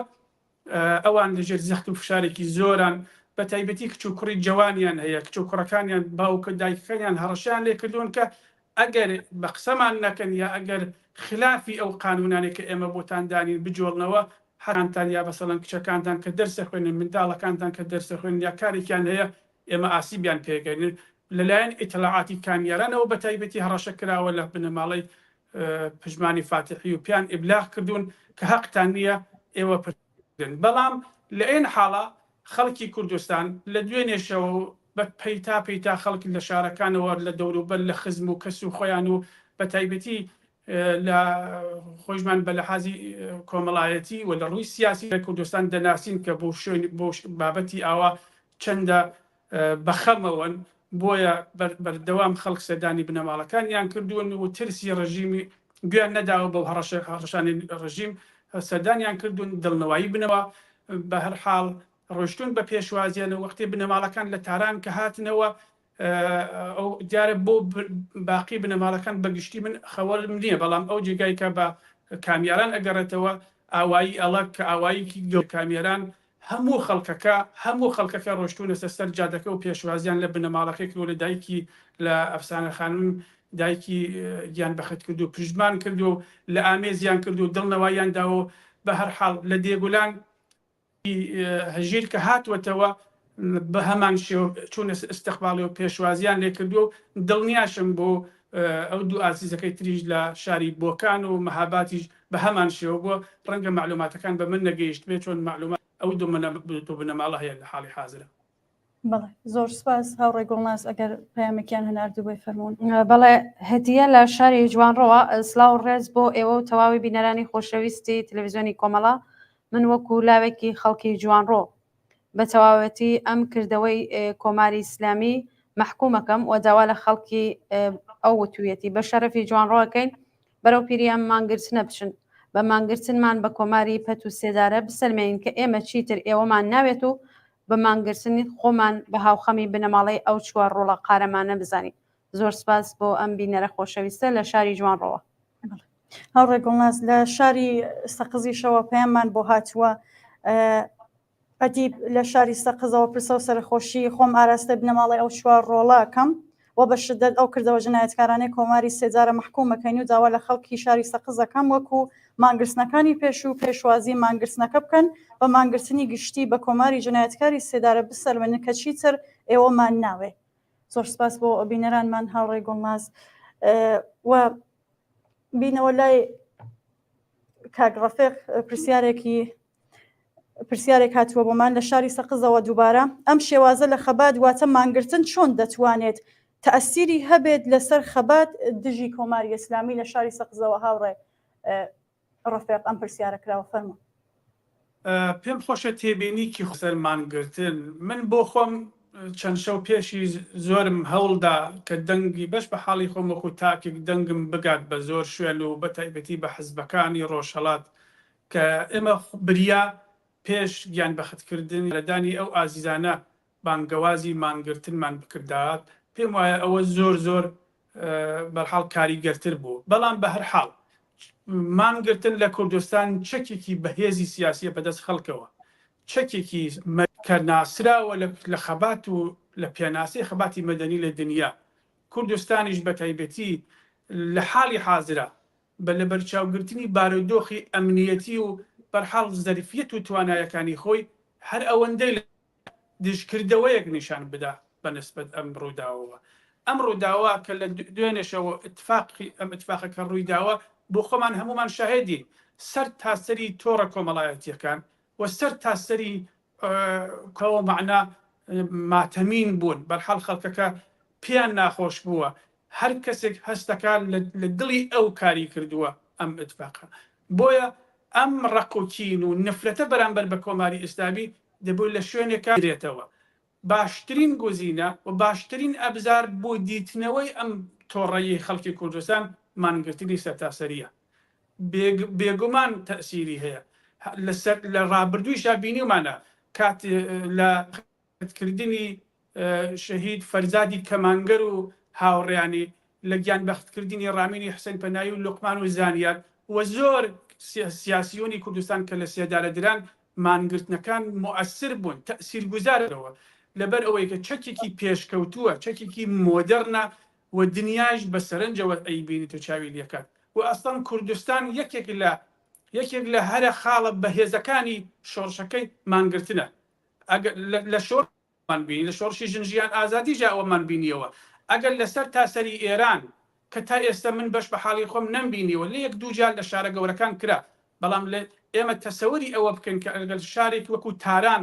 کە پایتەختی ئەو وڵات ڕۆژمانگرتنێکی گشتی بەڕێوە ببێت دەزانی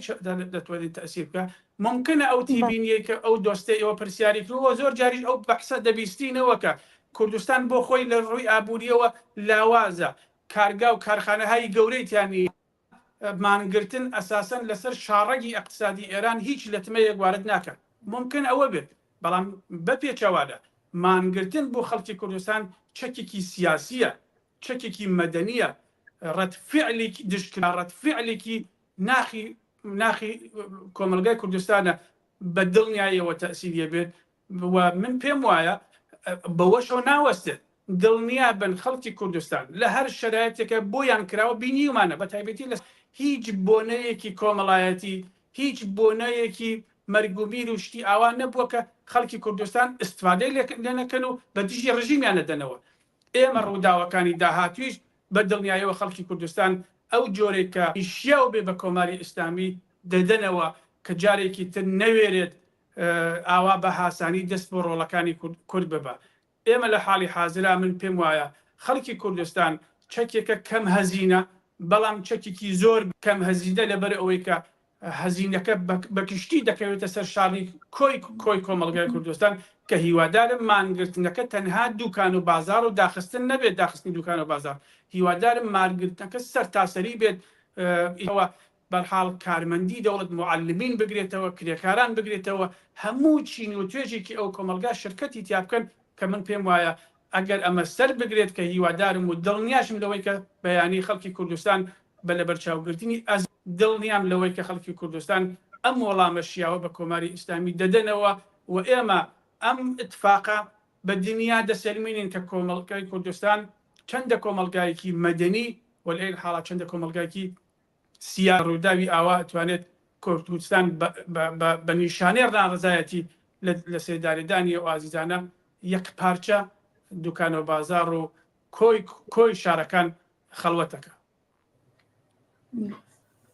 بەڵێ زۆر سپاس کاگڕەفێق بۆ بەشداریتان لەم بەرنامەیە کاتی بەرنامەکەمان بەرەو کۆتاییەکێ هیوادارم بەیانی کە بەرنمەیەکی ڕاستەوخۆمان دەبێت سەبارەت بە مانگرتن لە شارەکانی کوردستان و بتوانین ئێوەی جارێکی تر بەشدار بین لەم بەرنامەیە. جارێکی تر سپاس بۆ ئێوەی خۆشەویست کە بەشدار بۆ بینەرانی بەڕێزی کۆمەڵە تیڤی من لە خزمەتتانە. زۆر سپاس کە بەشدار بوون. هاوڕێ گۆڵناز لە شاری سەقزەوە هاوڕێ بەریبان بینەری بەرنامەکەمان دەستخۆشی لە بەرنامەکە و پێشەشکارانی تەلەڤیزیۆنی کۆمەڵە کردووە هەروەها نامێکی دەنگیمان بۆ هاتووە بینەرێکمان بە زمانی کورمانجی ڤۆیسێکی بۆمان هەناردووە گەر بکرێ بڵاوی بکەینەوە با ڤۆیسەکەی بگرم هیوادارم دەنگەکەی بڕوات. کوردستانە ئیرانێ لە باژاری وەرمیێ دیسا سلااو و ڕێزێ بە تایبەت ji بۆ تەماشەوانێ هێژا و دەلال لەسەر تەلەڤیزیۆنە مێدیایە کۆمەلێ ئەز گەنجێکی خەڵقی وەرمیێ بشدەت حرەکەتە جنایەتکارانە جمهوری ئیسلامی شەرمەزار دکم ئەز گەلێ بەڕۆمەتە وەرمیێ دخوازم بەوێ ئەتسابە سەراسەری بپێوەسن ئەم ببێ ئێتسابە خوخەمبارێ ماڵباتان وان چا کەسێکی بە دەستی جمهوری ئیسلامی هاتن ئێدامکردن دەزانن خەمە وان ماڵباتانە هەردەم خەمەمەیە. سپاس. بەڵێ چاوان لە شاری سنەوە پەیامێکمان بواتەوە بە بیخوێنمەوە نووسیوێتی وێڕای سلااو ماندوو نەبن بۆ بینەران و هاوڕێیانی تەلەڤیزیۆنی کۆمەڵە تیڤی ئێمە بەنەوەی خۆمان سەرخۆشی خۆمان ئاراستەی بنەماڵی ئەو چوارگیان بەخڕۆی کوردستانەکەین و هیوادارین چیتر خەمی وا نەبین و لێرەوە ئەو حرەکەتە قیزەونەوە نائینسانی کۆماری ئیسلامی محکومەکەین بە بۆنەی ئەدامی ڕۆژانەی چالاکانی سیاسی و مەدەنی شارەکانی کوردستانی ئێران. دەستان خۆش پێ ماندوو نەبن سەهەن لەسنەوە. هەروەها بینەرێکی ترمان کە 4-5 کەس تەلەفۆنیان کرا بەڵام بەداخەوە بەهۆی ئەوەی کە ناتوانین پەیوەندیەکانیان وەربگرین پێیان خۆش بێ پەیاممان بۆ دابنن. بەڵێ زۆر سپاس هاوڕێ گۆڵناز هاوڕانی بەشی کۆنتترۆل پێمانەوە کە دووبارە میوانمان هەیە کلیپێک وەربگرین لە هاوڕانی بەشی کۆنتترۆل دینەوە لای میوانی بەرنامەکەمان کاک وریای ئەحمەدی پێم وابێ. بەڵێ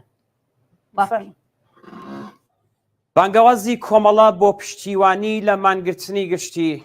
لە کوردستان. جەماوەری تێکۆشەر نیوە شەوی ڕابردوو 4 لاوی زیندانی سیاسی محسن مەزلوم، محەممەد ناسراو بە هەژیر فەرامەرزی، وەفا ئازەربار و پێژمان فاتحی کە لە دادگایەکی بە نەهێنی و نائادڵانە سزای ئێعدامیان بەسەردا سەپێنرا بوو دوای چەند مانگ ڕاگرتن لە ژێر پەتی سێدارەدا سەرنجام ئێعدام کران. ئێمە ئەو جنایەتە بە توندی مەحکوم دەکەین و خۆمان لەگەڵ بنەماڵە بەڕێزەکانیان و هاوڕێیانیان بە هاوخەم دەزانین. ڕێکخراوە مەدەنیەکان و هەڵسوراوانی مافی مرۆڤ لە کوردستان بۆ دەربڕینی ناڕەزایەتی بەرامبەر بەو جینایەتە بانگەوازی مانگرتنی گشتیان کردووە بۆ ڕۆژی سێشەممە 10 مانگی ڕێبەندان. ئێمە پشتیوانی لەو بانگەوازە دەکەین و داوا دەکەین لە سەرجەم خەڵکی تێکۆشەری کوردستان، کرێکاران، معەلیمان، ژنان، لاوان، خوێندکاران، کاسبکاران، بازاڕیان و کارمەندان کە بەم مانگرتن و ناڕەزایەتیانەوە پەیوەست بن. با ڕۆژی سێشەممە 10 مانگی ڕێبندان بکەینە شانۆی هاوپشتی و یەکێتی بەکردەوە لە بەرامبەر یەکێک لە هارترین و وەحشیترین حکوومەتەکانی سەردەم. با ئەو ڕۆژەش بکەینە یەکێک لە ڕۆژانی خەباتێکی بەردەوام و نەپساوە لە پێناو ئازادی زیندانیانی سیاسی و ڕزگارکردنی گیانی ئازیزانمان لە ژێر تیغی جەلادانی دەسەڵاتدار. ڕژیمی کۆماری ئیسلامی جارێکی تر وەک هەمیشە بە دامەزراندنی پەتی سێدارە هاتووەتە شەڕی جەماوەری خەڵکی کوردستان و ئێران بە پەتی سێدارەوە هاتوۆتەوە تا هیوا بە ڕزگاربوون لە دار بدات. هاتوۆتەوە تا بە کوشتنی لاوانی تینووی ئازادی خۆی لەسرە و لێژی و هەڵدێری نەمان ڕزگار بکات. بەڵام کێ هەیە نەزانێ ئیعدام و سەرکۆت نەک نیشانەی بەهێزی بەڵکو لە ڕووی داماوی و سەر لێ شێواویەوە پەنای بۆ دەبرێت. بەڵام لەگەڵ ئەوەشدا ئەمما شوێنەی تاوان و جەنایەتی ڕژیمی ئیسلامی دەکرێ و دەبێ ڕابگیرێت. پاشەکشەکردن بەم ڕژیمە لە دەرکردن و بەڕێوەبردنی حکمی ئیعدام ئەوە ڕێخستنی ناڕەزایەتی جەماوەری لە نێو خۆی دەرەوەی وڵات ئیمکان پەزیرە. با هەزینەی کوشتنی لاوانی ئێمە بۆ ڕژیم هێندە گران بێت کە ئیتر نەوێرێت لەسەری بەردەوام بێت. دەسەڵاتدارانی جنایەتکار لە ماوەی 1 ساڵی ڕابردوودا زیاتر لە 800 کەسیان لە سێدارەداوە و هەر ئێستاش زۆر کەسی دیکە و لەوانە بەشێک لە زیندانیانی سیاسی لە ژێر هەڕەشەی لە سێدارەداندان کە ئەگەری ئەوە هەیە لە ڕۆژان و هەفتەکانی داهاتوودا حکمەکەیان بەکردەوە دەربێت. پێویستە هەموو هێزی خۆمان بخەینە گەڕ لە دەرەوە و ناوەوەی وڵات چالاکانە ئاکسیۆن و کۆڕ و کۆبوونەوەی ناڕەزایەتی کاریگەر بەڕێوە بین و هەزینەی هەر کردەیەکی لە سێدارەدان بۆ دەسەڵاتداران بەڕادەیەک ببینە سەرەوە کە ماشێنی ئیعدامی جنایەتکارانی دەسەڵاتدار لە کار بخین. زۆربەی هەرە زۆری کۆمەڵگان نەفرەتیان لە حکوومەتە و ئامادەی ئەویان هەیە کە حەڕەکەتێکی بەرینی ناڕەزایەتی لە دژی حکوومەت و ئیعدام و سیاسەتە سەرکوتگەرەکانی شکڵ پێ بدەن. بانیشانی بدەین کە توانایی ئەوەمان هەیە تاوانکاران ناچار بە پاشەکشە بکەین. هەر ئاستێک لە بەرەو پێشچوونی ئێمە لەم بوارەدا دەتوانێت ڕۆڵێکی کاریگەری هەبێت لەسەر بەردەوامبوون و بەهێزکردنی شۆڕشی ژن، ژیان، ئازادی. ئیعدام ئەم تاوانە ئاشکرا حکوومەتیە دەبێت ڕابگیرێت. هەموو سزاکانی لە سێدارەدان دەبێت بەبێ شەرت و مەرج هەڵبوەشێنرێتەوە. پێویستە سەرجەم زیندانیانی سیاسی و عەقیدەتی دەست بەجێ ئازاد بکرێن و دەست بە سەرکردنەکان کۆتاییان پێبێت. مانگرتنی ڕۆژی سێشەممە هەنگاوێکی گرنگ دەبێت لەو پێناوەدا. کۆمەڵە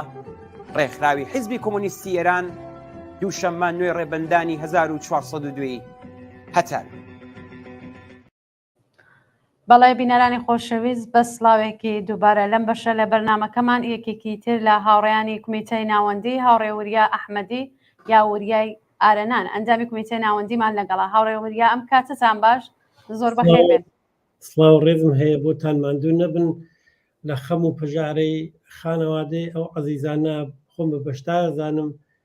و متمئن بن بەیانی ڕۆژێکە لەو ڕۆژانەی کە دووبارە لە تاریخی کوردەواریە و متمئنن لە تاریخی ئینسانی و بەشەریە دووبارە سەبتە بێت. بەڵێ زۆر سپاس هاوڕێوریە. هاوڕێوریە قسە باستان لەسەر ئەو ئیعدامانە چییە؟ زانیکی ئیعدام خۆی جەنایەتێکی دەوڵەتیە، هیچ قسێکی تیانە، بەڵام ئەم دەوڵەتە بۆچی ئێستا ئەعدامەکان زۆرەکە ئەوە زۆر مهمە کە ئێمە ئەوە ببینین کامە لەسەر ئیستیسال و لەسەر زعف و ناتوانی ئەم حکوومەتە هەیە یعنی دروستە بە ڕۆشنی تێت کەسێک هەڵ ئەوەسێتە دار و ئەعدامیەکە وەرێ باوەڕکەن هیچ کەسێک لە حاڵ قودرەتە و هیچ کەسێک و هیچ جریانێک مطمئن بێ لە ئایندەی خۆی احتیاجی بەشتیوان ناکەوێت بۆیە ئەم حکوومەتە لە هەموو دەورانێک حتا لە هەموو حکوومەتەکان دنیا ترسنۆکترە بێ پشت و پشتیوانەترە و هەر ڕۆژێکی خۆی بەوە ئەبینێت کە ئەگەر حمڵەیەک نەکات پێ وایە جێ ئەمێنێت لە واقعەکان و پێ وایە ئایندەی ڕۆژێکی لە عمری کەمترە بێتەوە بۆیە ترس و وەحشەتێکە ئەم ڕژیمەی داگرتووە ئەنازەی نییە ئێمە دیارە ڕەنجە کێشین لەوەی کە کەسەکانمان ئاوایەک بە دوایەکە خەریکی لەدەست دەین وەێ باوەڕکەن ئەم حرەکەتانەوە ئەم حکوومەتەیەکە عمری نەنگینێکی کۆتاترە کاتەوە بەیانی زۆر مهمە لە نظرمنەوە ئەم اعتصاب عمومیە زۆر مهمە لەبەرچی لەبەرەوە ئیسە مەسەن کەسانێک پێیا بوون ئەڵێن اعتصاب عمومی چەند جا کردومانە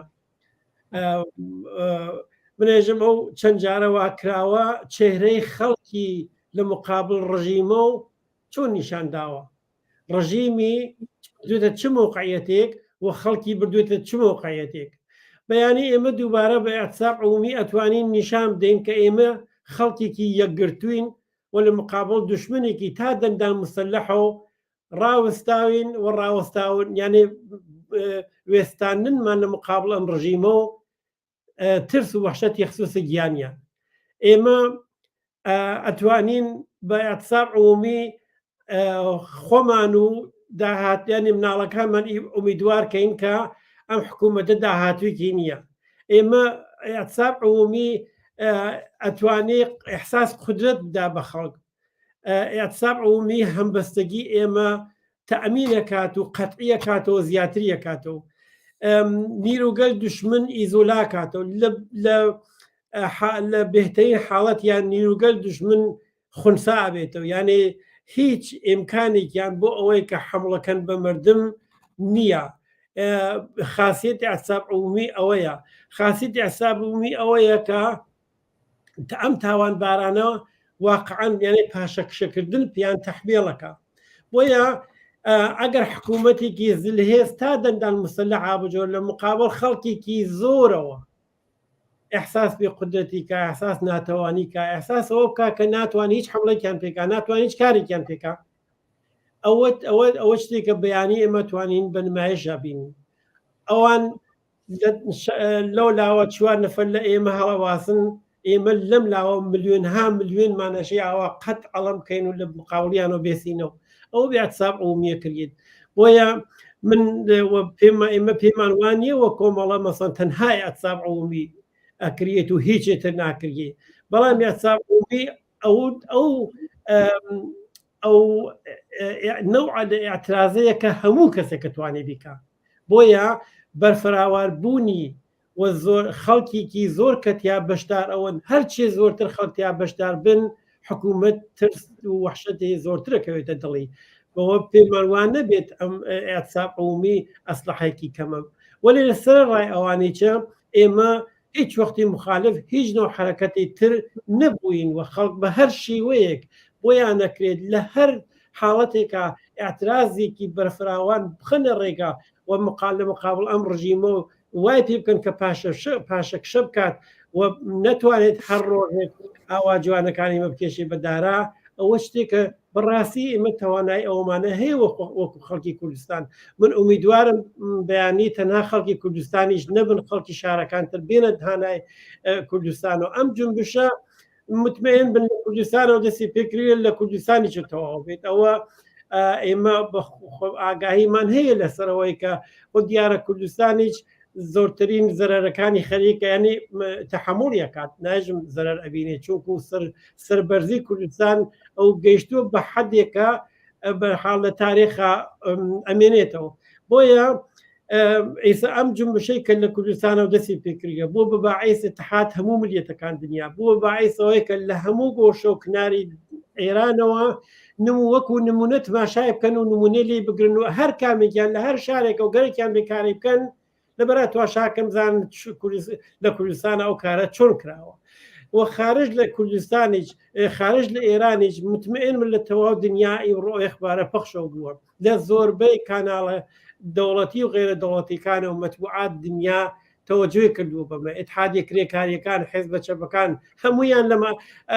ئەنجومەنە حقوق بەشەریەکان هەمویان لەم وەزیەتە ئاگادارن بۆیە بە چاوێکی زۆر ئینتزاری چۆ تماشای خەڵکی ئێرانەکەن کە خۆیان چ عکس و عمەڵێکیان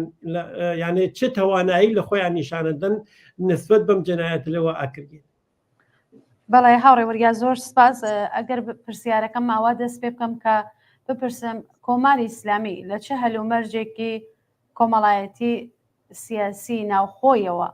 دەستی داوە بەم ئەعدامانە هەروەها لە دەرەوەی لە منتەقە لە چه هەلومەرجێکە دەستی داوە بەم ئەعدامانە کە لە هەفتەی ڕابردووشدا بینیمان محەممەد قوبادلو و هەروەها لاوێکی دیکەی خەڵکی شاری سەقزی ئەعدام کرد. زانیی جمهوری ئیسلامی زاهرسازیەکە لە عەسڵە توانایەکانی بە نسبەت 44 ساڵی ڕابردووە کەمترە لە هەموو لە حازێک تۆ تماشای ناو خۆی بکەن لە ناو خۆیان واقعان جەمعێکی متراکم و یەکدەست و زۆر کەمن یعنی بە نسبەت تەواو تاریخ خۆیانە تواشایەکەیت زعیفترین حاڵەتیان هەیە لە ناو خۆیانە ئەو یەکدەست بوونیانە تواشان مەکەن ئەوان هیچیان نەماوە جاران تماشاکەی 1000 دانە جەناحیان بوو 1000 دانە شێوە بۆ چوونی جیاوازیان بوو بۆ لە جات خۆیان ئێستا هیچ چێک لەو شێوە بچی و جیاوازگەلە نەماوەن یەک شێوەیە هەیە ئەوەی شێوەی سەرکوتە لەبەر ئەوە حتا ئەمانە هیچ گونە مەیانێکیان مانۆریان لە ناوخۆیان نەماوە کە جەماعەتێکیان مەسەڵەن لا بوون و جەماعەتی تر بینە جێگەیان کە کارەکانیان باحال بە شێوەی بفرۆشن بە مردم بە لە ئێنزار عمومیە کە ئەتوان حکوومەتەکەیان ئیدارە بکەن یعنی باوەڕکەن گەیە بەوەی کە حتى کودەتایش لە ناوخۆیان بکرێ لە دەرەوەی ئێران لە مەجامعی بینەملەلیە بەڕاستی کەس ڕووی نییە یعنی ئەوە بە دڵنیایی و ئێژم کەس ڕووی نییە بێژی مەسڵان دەوڵەت ئێران چێکی باشە لە ناو هینگەلی دەوڵەتی چاکۆ لە هیچ کوێنێکە حداقل لە ئێنزار عمومیە حاڵەتی دفاعیان لێ ناکەن من ئەزانم ئەمە وڵاتێکی سەرمایەداریە ئەزانم جمهوری ئیسلامی بەبێ ئەمانە یەک ڕۆژ ناتوانێت دەستکاتە ئاوا ئەزانم ئەمانە هێشتا پشتیان کردووە هێشتویانەتەوە وەلی باوەڕ کە هەرمانی جووا پشتیان تایسە کردووە لە هیچ شوێنێکە ڕوویان نییە بە ناوەوە بوون کە ڕابتەیەکیان حتا ڕابتەیان هەیە لەگەڵیان بۆیە جمهوری ئیسلامی ئابڕوو باختەست جمهوری ئیسلامی بە هیچ شێوەیەک لە هیچ شرایەتێکە هیچ مدلێک نییە کە مردم دڵی پێ بۆسن لە دەرەوەی کە لەم منتەقەی خاوەرمیانەی چاکە خۆتان شایەتن لە وڵاتانی دەوروبەران نیروەکانی مدام و مدام خەریکن ئەکوشگین بەحاڵ حتا فاصله ئەگرن لە جمهوری ئیسلامی مۆزوع ئەگرن حتا خودی جمهوری ئیسلامی بە ناچاری مۆجوورەکەوێ بێژی ئەوان لە ئێمە نیم یا کار ئێمە ناوە لەبەرەوە بە شێوەیەک ئێمە نابەربووتین بەیەکەوە ئەمانە هەمووی ئەوە نیشانەدا کە ئەم ڕژیمە لەسەر ئیستیسال و لەسەر ئەوەی کە واقعاً تەرح و بەرنامەیەکی درێژ مدەتی بۆ وەسعەکە نییە تۆ تماشاکەن دولاری ڕۆژ گەیشتە 58,000 تمەن یعنی هەفتەی لەوە وانە بوو ئەو وەزیەتێکی زۆر بێ سامان بە لەحاظ اقتصادیە و ئەمانە ئەم ڕژیمە نیشانەدا بۆیە بێسوبات بوونیان لە لەحاظ سیاسی و بە لەحاظ اجتماعیە و بە لەحاظ تواشە کاناڵە تەلەڤیزیونیەکان یەکەن چۆن خەریکە قساکەن لەگەڵ خەڵکە یعنی تو بە هەر لەحاظێک تواشایەکەی ئابڕوو باختەترین نوع حکوومەتی دنیان هەر بۆیە بە نەزەر من شرایەتیان لە 44 ساڵ ڕابردووە بە ئێستا بەقەی ئێستا ئەو نەخراپ نەبووە کە هەیە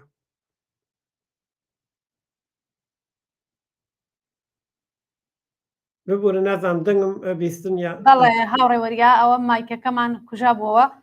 وەکو دوایین پرسیار پەیامتان ڕوو بە خەڵکی کوردستان بۆ بەیانی کە مانگرتنی گشتی ڕاگەیەندراوە چییە؟ خەڵکی کوردستان خەڵکێکی زۆر بە تەجروبەن خەڵکی کوردستان بەداخەوە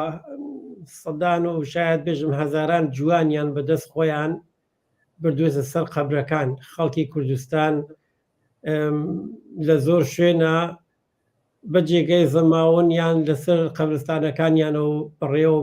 بەڕێوە بردووە. من ناتوانم و لە هیچ شرایەتێکی حەدەوە من نییە لێرە و فراخام دەم بە خەڵکی کوردستان. بەڵام ئێمە هەمومان منیش وەکو تاکە کەسێکە لە وڵاتەوە هاتووم هەمومان قانەعین بەوەی کە لە مقابل ئەم ڕژیمەوە هەر نوع فعالیتێک وا ئەکرێت هەر ئیمڕۆ بێ بکەین و بەیانی دانەی لەو موقعیتە لێ یانێ هەر ڕۆژێک ئەوها دەنگ ناداتەوە بڕێجا تۆ فعالیتێکەکەیت فعالیتەکەت جەو عمومی دنیا ئەوە نییە کە ئەو دەنگە بداتەوە بەیانی بەڵام وانە بەیانی ئەو ڕۆژەیەکە هەموو حیزبەکان فراخانیان داوە لە تەواو دنیا ئەخبارەکە پەخشەوە بووە ئەخبارەوە پەخشەوە بووە کە فراخان بۆ ئەساب عمومی دراوە بە چاوێکی ئینتزارە و تواشایەکردی بۆیە بە نەزەر من زۆر مهمە کە ئەم ئەحسابە سەرکەوتوانە بتوانێت بەیانی سەر بکەوێت دیارە ڕۆژێک لە ڕۆژیانێکە کە لە مقابل جمهوری ئیسلامیە و ئێمە خەرێکین ئەم ڕوودەڕوویە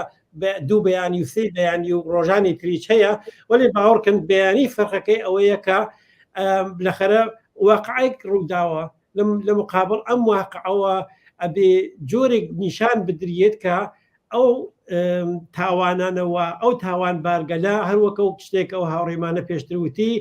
ئەتوانین ئێمە ئەتوانین پاشەکشیان پێ تەحمیلکەین ئێمە ئەبێ پاشەکشیان پێ تەحمیلکەین بۆیە بەیانی زۆر مهمە هیوادارم ئەحسابێکی شکومەندیان ببێت هیوادارم خەڵکی شار و دێهات لە هەر شوێنێکە و بەیانەکرێت هیوادارم توان خەڵکی شارەکان تریچ وەکو پشتیوانیان زاهر بن و بتوانن بەیانی بۆ جارێکی تر لە تاریخان نیشان بدەن کە ئەم نوع ئەعدامگەلە گورەی خەڵک نەکتەنیا ناواتە خوارەوە بەڵکو چەند قات ئەیباتە سەرەوە ئەمە دقیقەن شتێکە کە ئێمە بەیانە بێ نیشانی بدەین بەیانین ئەو کاتەیە کە ئێمە گورەی خۆمان چەند بەرابەر مقابل دوشمنەکەمانەوە ئەتانین بە نمایشا بکێشین هیوادارم موفق بن لە کارەکەیان. بەڵێ کاگوریا زۆر سپاس بۆ ئامادەبوونتان سپاس کە بەشدار بوون لەم بەرنامە ڕاستەو خۆیان سپاسانەکەم ماندوو نەبن دەستان خۆش بێت. جارێکی تر سپاس بۆ ئێوە هاوڕێوەریە ئەحمەدی ئەندامی کومیتەی ناوەندی کۆمەڵا کە بەشدار بوون لەم بەرنامە ڕاستەوخۆ چاوان هاوڕێیانی هاوکارمان کلیپێکیان ئامادە کرد ئەگەر پەیامێک کەس بیخوێنەوە دواتر بچینە و کلیپە ببینین و دینەوە بینەرانمان هاوڕێ هەژیر لە ئەفراسیا و دەستخۆشی لە بەرنامەکە کردووە و هاوڕێکمان لە شاری مەریوانەوە دەستخۆشی لە بەرنامەکە کردووە دەستخۆشی کردووە بۆ ڕاگەیاندنی مانگرتن لە تەرەفی کۆمەڵەوە وتویە چارەسەریش جگە لە مانگرتن شۆڕش و ڕاپەڕێنی سەرتاسەریە. بەڵێ زۆر سپاس بۆم بینەرە خۆشەویستە و بۆ ڕابۆچوونەکانی هاوڕێیانی هاوکارم لە ئوتاقی فەرمان ئەگەر هاوڕامان بن کلیپێکمان بۆ بڵاوکەنەوە دواتر دەگەڕین.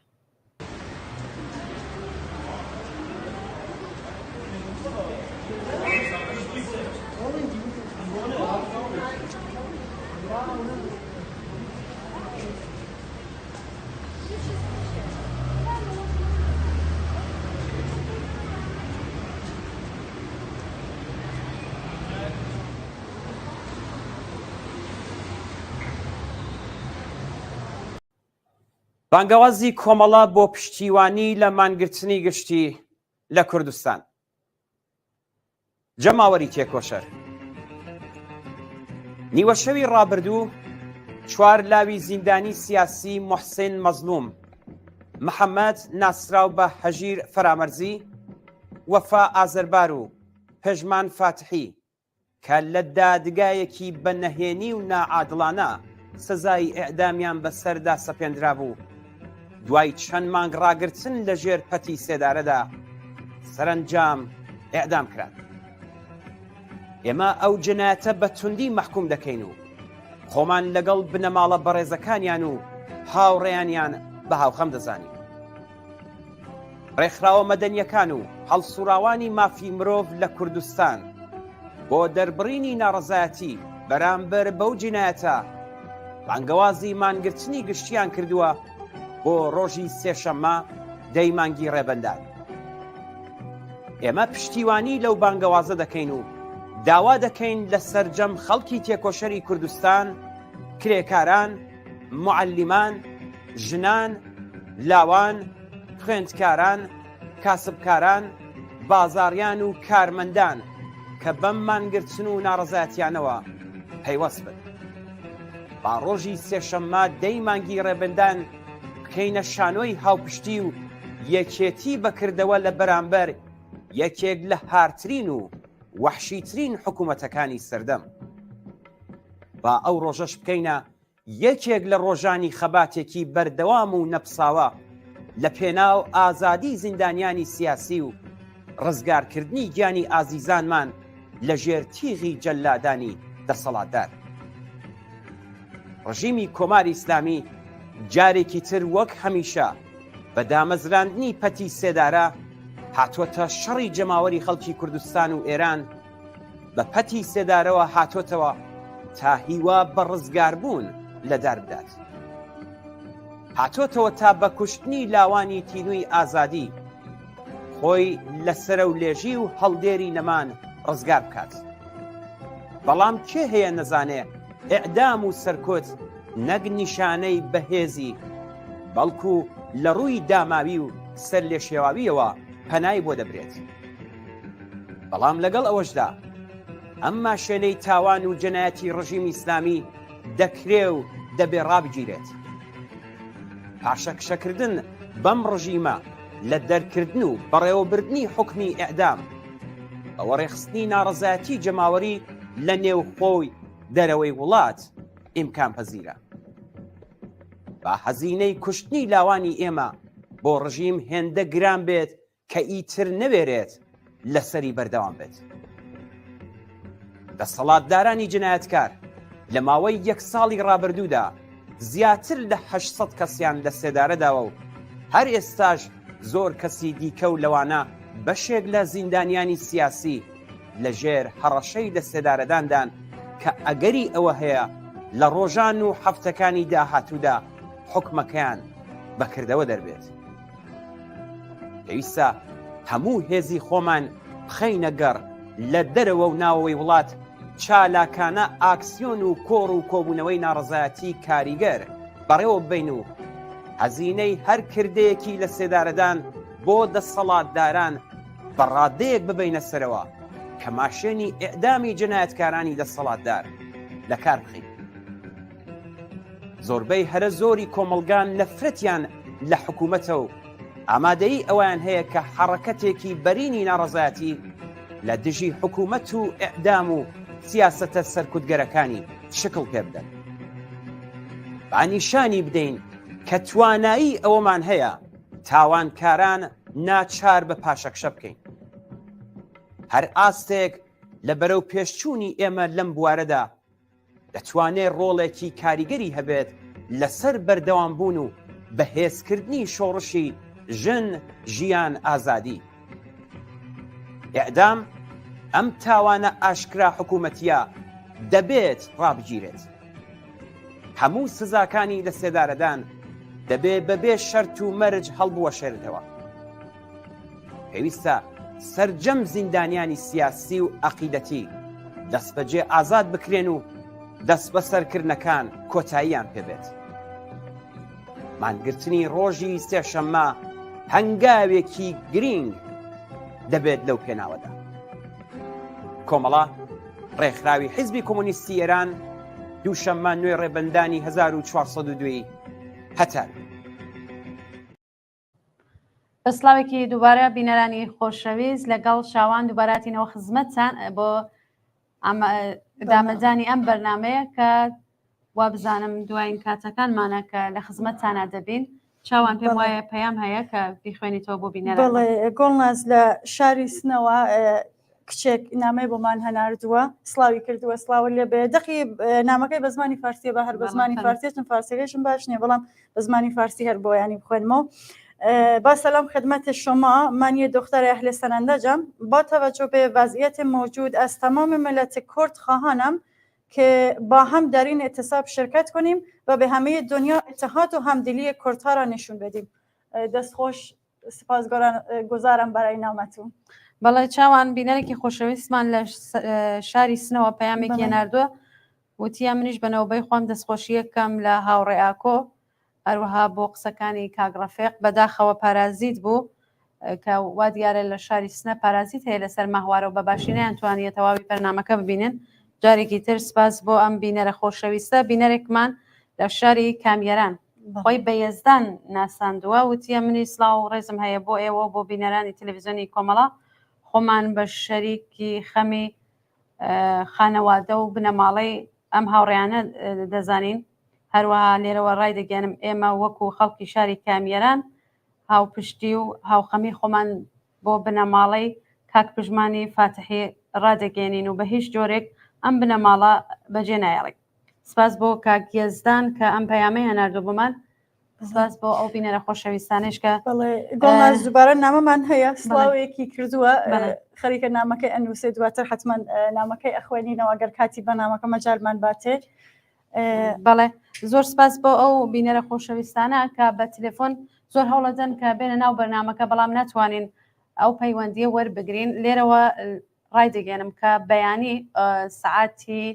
11 بە کاتی باشووری کوردستان و 11:30 خولەک بە کاتی ڕۆژهەڵات یام ئێران بەرنامەی ڕاستەوخۆمان دەست پێ دەکات بە بۆنەی ئەم بانگەوازە و ئەم مانگرتنەی کە لە کوردستان قرارە بەڕێوەچێ. ئەویش لەگەڵ هاوڕێی هاوکارم ئەمیر ئەم بەرنامەیە بەڕێوەبین. هیوادارم بینەرانی خۆشەویست هەر ئێستا پرسیار و نامە و ڕاو بۆچوونەکانی خۆیان لەم بەرنامەیە پێمان ڕابگەێنن و هەروە ڤیددیۆ و تەسویرەکانیان بۆ ژمارە تەلەفۆنە بنێرن بۆمان. گۆڵناس هاوڕێ فەرهاد مەجیدی لە وڵاتی هۆلەندەوە نامێ بۆمان هەناردووە سڵاوی کردووە سەر چاوم وێ ڕێماندوونەبوون لە ئێوەی خۆشەویست ئەم پەیامانە لە حمایت لە ئەحسابی عمومی کوردستان هاتووە بۆ کۆڵبەر نیوز و کارگەر نیوز هەناردوویانە دقی ئەخوێنمەوە جەمعی ئەس کارگەرانی چاپ بۆ کۆمۆنیستە سەنانداج کۆمیتی ئینقلابی جوانان کوردستان جوانان ئینقلابی دیواندارێ بەیان ئەزیمی هەمسەر یەکی ئەز جانبەختگان ئەمروز پێژمان فاتحی جوانان انقلابی محلات کامیاران جوانان انقلابی محلات سنندج کمیته جوانان سرخ انقلابی مهاباد. بەڵێ چاوانگیان زۆر سپاس بینەرانی خۆشەویست هەر لێرەوە ڕای دەگەێنم کە سپاسانەکەم کە تا کۆتایی ئەم بەرنامەیە لەگەڵمان بوون هەرچەند کاتەکەی کەمە دێر بوو بەڵام بە پێویستمان زانی کە ئەم بەرنامە ڕاستەوە خۆیە دانین و بزانین ڕاو بۆچوونی خەڵک لەسەر مانگرستنەوە هەروەها ئەیەدامەکانی کۆماری ئیسلامی چییە. جارێکی تر سپاس بۆ ئێوەی خۆشەویست کە تا کۆتایی بینەر و بیسەرمان بوون. چاوانگیان فەرموو. زۆر سپاس بۆ تۆ گۆڵناس تەبعاً سپاس لە بینەرانی خۆشەویستیشمان کە تا ئێستا بینەرمان بوون. جارێکی تر پرسە و سەرخۆشی خۆمان خزمەتی ئەو بنەماڵی ئەو چوار ئەعدام کراوە ئەمڕۆ ئەکەین و هەروەها هەموو خەڵکی شۆڕژگەری کوردستان ماڵەوە. بانگەوازی کۆمەڵە بۆ پشتیوانی لە مانگرتنی گشتی لە کوردستان. جەماوەری تێکۆشەر نیوە شەوی ڕابردوو 4 لاوی زیندانی سیاسی محسین مەزلوم، محەممەد ناسراو بە هەژیر فەرامەرزی، وەفا ئازەربار و پێژمان فاتحی کە لە دادگایەکی بە نەهێنی و نائادڵانە سزای ئێعدامیان بەسەردا سەپێنرا بوو. دوای چەند مانگ ڕاگرتن لە ژێر پەتی سێدارەدا سەرنجام ئێعدام کرا. ئێمە ئەو جنایەتە بە توندی مەحکوم دەکەین و خۆمان لەگەڵ بنەماڵە بەڕێزەکانیان و هاوڕێیانیان بە هاوخەم دەزانین. ڕێکخراوە مەدەنیەکان و هەڵسوراوانی مافی مرۆڤ لە کوردستان بۆ دەربڕینی ناڕەزایەتی بەرامبەر بەو جینایەتە بانگەوازی مانگرتنی گشتیان کردووە بۆ ڕۆژی سێشەممە 10 مانگی ڕێبەندان. ئێمە پشتیوانی لەو بانگەوازە دەکەین و داوا دەکەین لە سەرجەم خەڵکی تێکۆشەری کوردستان، کرێکاران، معەلیمان، ژنان، لاوان، خوێندکاران، کاسبکاران، بازاڕیان و کارمەندان کە بەم مانگرتن و ناڕەزایەتیانەوە پەیوەست بن. با ڕۆژی سێشەممە 10 مانگی ڕێبەندان بکەینە شانۆی هاوپشتی و یەکێتی بەکردەوە لە بەرامبەر یەکێک لە هارترین و وەحشیترین حکوومەتەکانی سەردەم. با ئەو ڕۆژەش بکەینە یەکێک لە ڕۆژانی خەباتێکی بەردەوام و نەپساوە لە پێناو ئازادی زیندانیانی سیاسی و ڕزگارکردنی گیانی ئازیزانمان لە ژێر تیغی جەلادانی دەسەڵاتدار. ڕژیمی کۆماری ئیسلامی جارێکی تر وەک هەمیشە بە دامەزراندنی پەتی سێدارە هاتووەتە شەڕی جەماوەری خەڵکی کوردستان و ئێران بە پەتی سێدارەوە هاتوۆتەوە تا هیوا بە ڕزگاربوون لەدار بدات. هاتوۆتەوە تا بە کوشتنی لاوانی تینووی ئازادی خۆی لەسرە و لێژی و هەڵدێری نەمان ڕزگار بکات. بەڵام کێ هەیە نەزانێ ئیعدام و سەرکۆت نەک نیشانەی بەهێزی بەڵکو لە ڕووی داماوی و سەر لێ شێواویەوە پەنای بۆ دەبرێت. بەڵام لەگەڵ ئەوەشدا ئەمما شوێنەی تاوان و جەنایەتی ڕژیمی ئیسلامی دەکرێ و دەبێ ڕابگیرێت. پاشەکشەکردن بەم ڕژیمە لە دەرکردن و بەڕێوەبردنی حوکمی ئیعدام ئەوە ڕێخستنی ناڕەزایەتی جەماوەری لە نێو خۆی دەرەوەی وڵات ئیمکان پەزیرە. با هەزینەی کوشتنی لاوانی ئێمە بۆ ڕژیم هێندە گران بێت کە ئیتر نەوێرێت لەسەری بەردەوام بێت. دەسەڵاتدارانی جنایەتکار لە ماوەی 1 ساڵی ڕابردوودا زیاتر لە 800 کەسیان لە سێدارەداوە و هەر ئێستاش زۆر کەسی دیکە و لەوانە بەشێک لە زیندانیانی سیاسی لە ژێر هەڕەشەی لە سێدارەداندان کە ئەگەری ئەوە هەیە لە ڕۆژان و هەفتەکانی داهاتوودا حکمەکەیان بەکردەوە دەربێت. پێویستە هەموو هێزی خۆمان بخەینە گەڕ لە دەرەوە و ناوەوەی وڵات چالاکانە ئاکسیۆن و کۆڕ و کۆبوونەوەی ناڕەزایەتی کاریگەر بەڕێوە ببین و هەزینەی هەر کردەیەکی لە سێدارەدان بۆ دەسەڵاتداران بەڕادەیەک ببینە سەرەوە کە ماشێنی ئیعدامی جنایەتکارانی دەسەڵاتدار لە کار بخین. زۆربەی هەرە زۆری کۆمەڵگان نەفرەتیان لە حکوومەتە و ئامادەی ئەویان هەیە کە حەڕەکەتێکی بەرینی ناڕەزایەتی لە دژی حکوومەت و ئیعدام و سیاسەتە سەرکوتگەرەکانی شکڵ پێ بدەن. با نیشانی بدەین کە توانایی ئەوەمان هەیە تاوانکاران ناچار بە پاشەکشە بکەین. هەر ئاستێک لە بەرەو پێشچوونی ئێمە لەم بوارەدا دەتوانێت ڕۆڵێکی کاریگەری هەبێت لەسەر بەردەوام بوون و بەهێزکردنی شۆڕشی ژن ژیان ئازادی. ئیعدام ئەم تاوانە ئاشکرا حکوومەتیە دەبێت ڕابگیرێت. هەموو سزاکانی لە سێدارەدان دەبێت بەبێ شەرت و مەرج هەڵبوەشێرێتەوە. پێویستە سەرجەم زیندانیانی سیاسی و عەقیدەتی دەست بەجێ ئازاد بکرێن و دەست بەسەرکردنەکان کۆتاییان پێبێت. مانگرتنی ڕۆژی سێشەممە هەنگاوێکی گرنگ دەبێت لەو پێناوەدا. کۆمەڵە ڕێکخراوی حیزبی کۆمۆنیستی ئێران دووشەممە 9 ڕێبەندانی 1402 هەتار.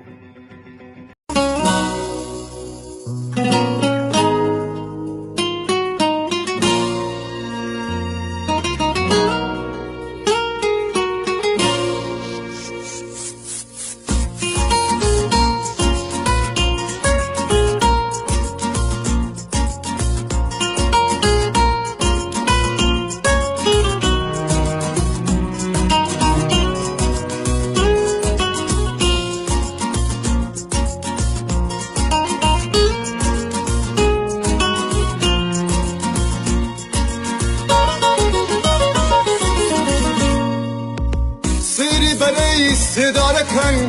نایانەوەی هەتا و هەڵبێ لە دارستانی ئاوێنە کۆتری ئاشتی ئەخرە بگرێ خەونی مناڵانی دەریا دایکی ئاوارە هەنێژن کێ دەتوانێ لەم وڵاتە ڕێ لە باران و گوڵ بگرێ کێ دەتوانێ لەم وڵاتە ڕێ لە باران و گوڵ بگرێ تفەنگی دەستی تۆ لان کە لایە لایەی بۆ دەخوێنی هانیشتمان لە باوشدا هەتا کازی وەدە بنوێ هەندەکانت دەڕووبارن لە خاکی جا سرودەڵێن تا خاکی سووری نیشتمان لەم پاییزە گۆڵ بگرێ تا خاکی سوری نشتمان لام پاییزا گل بگره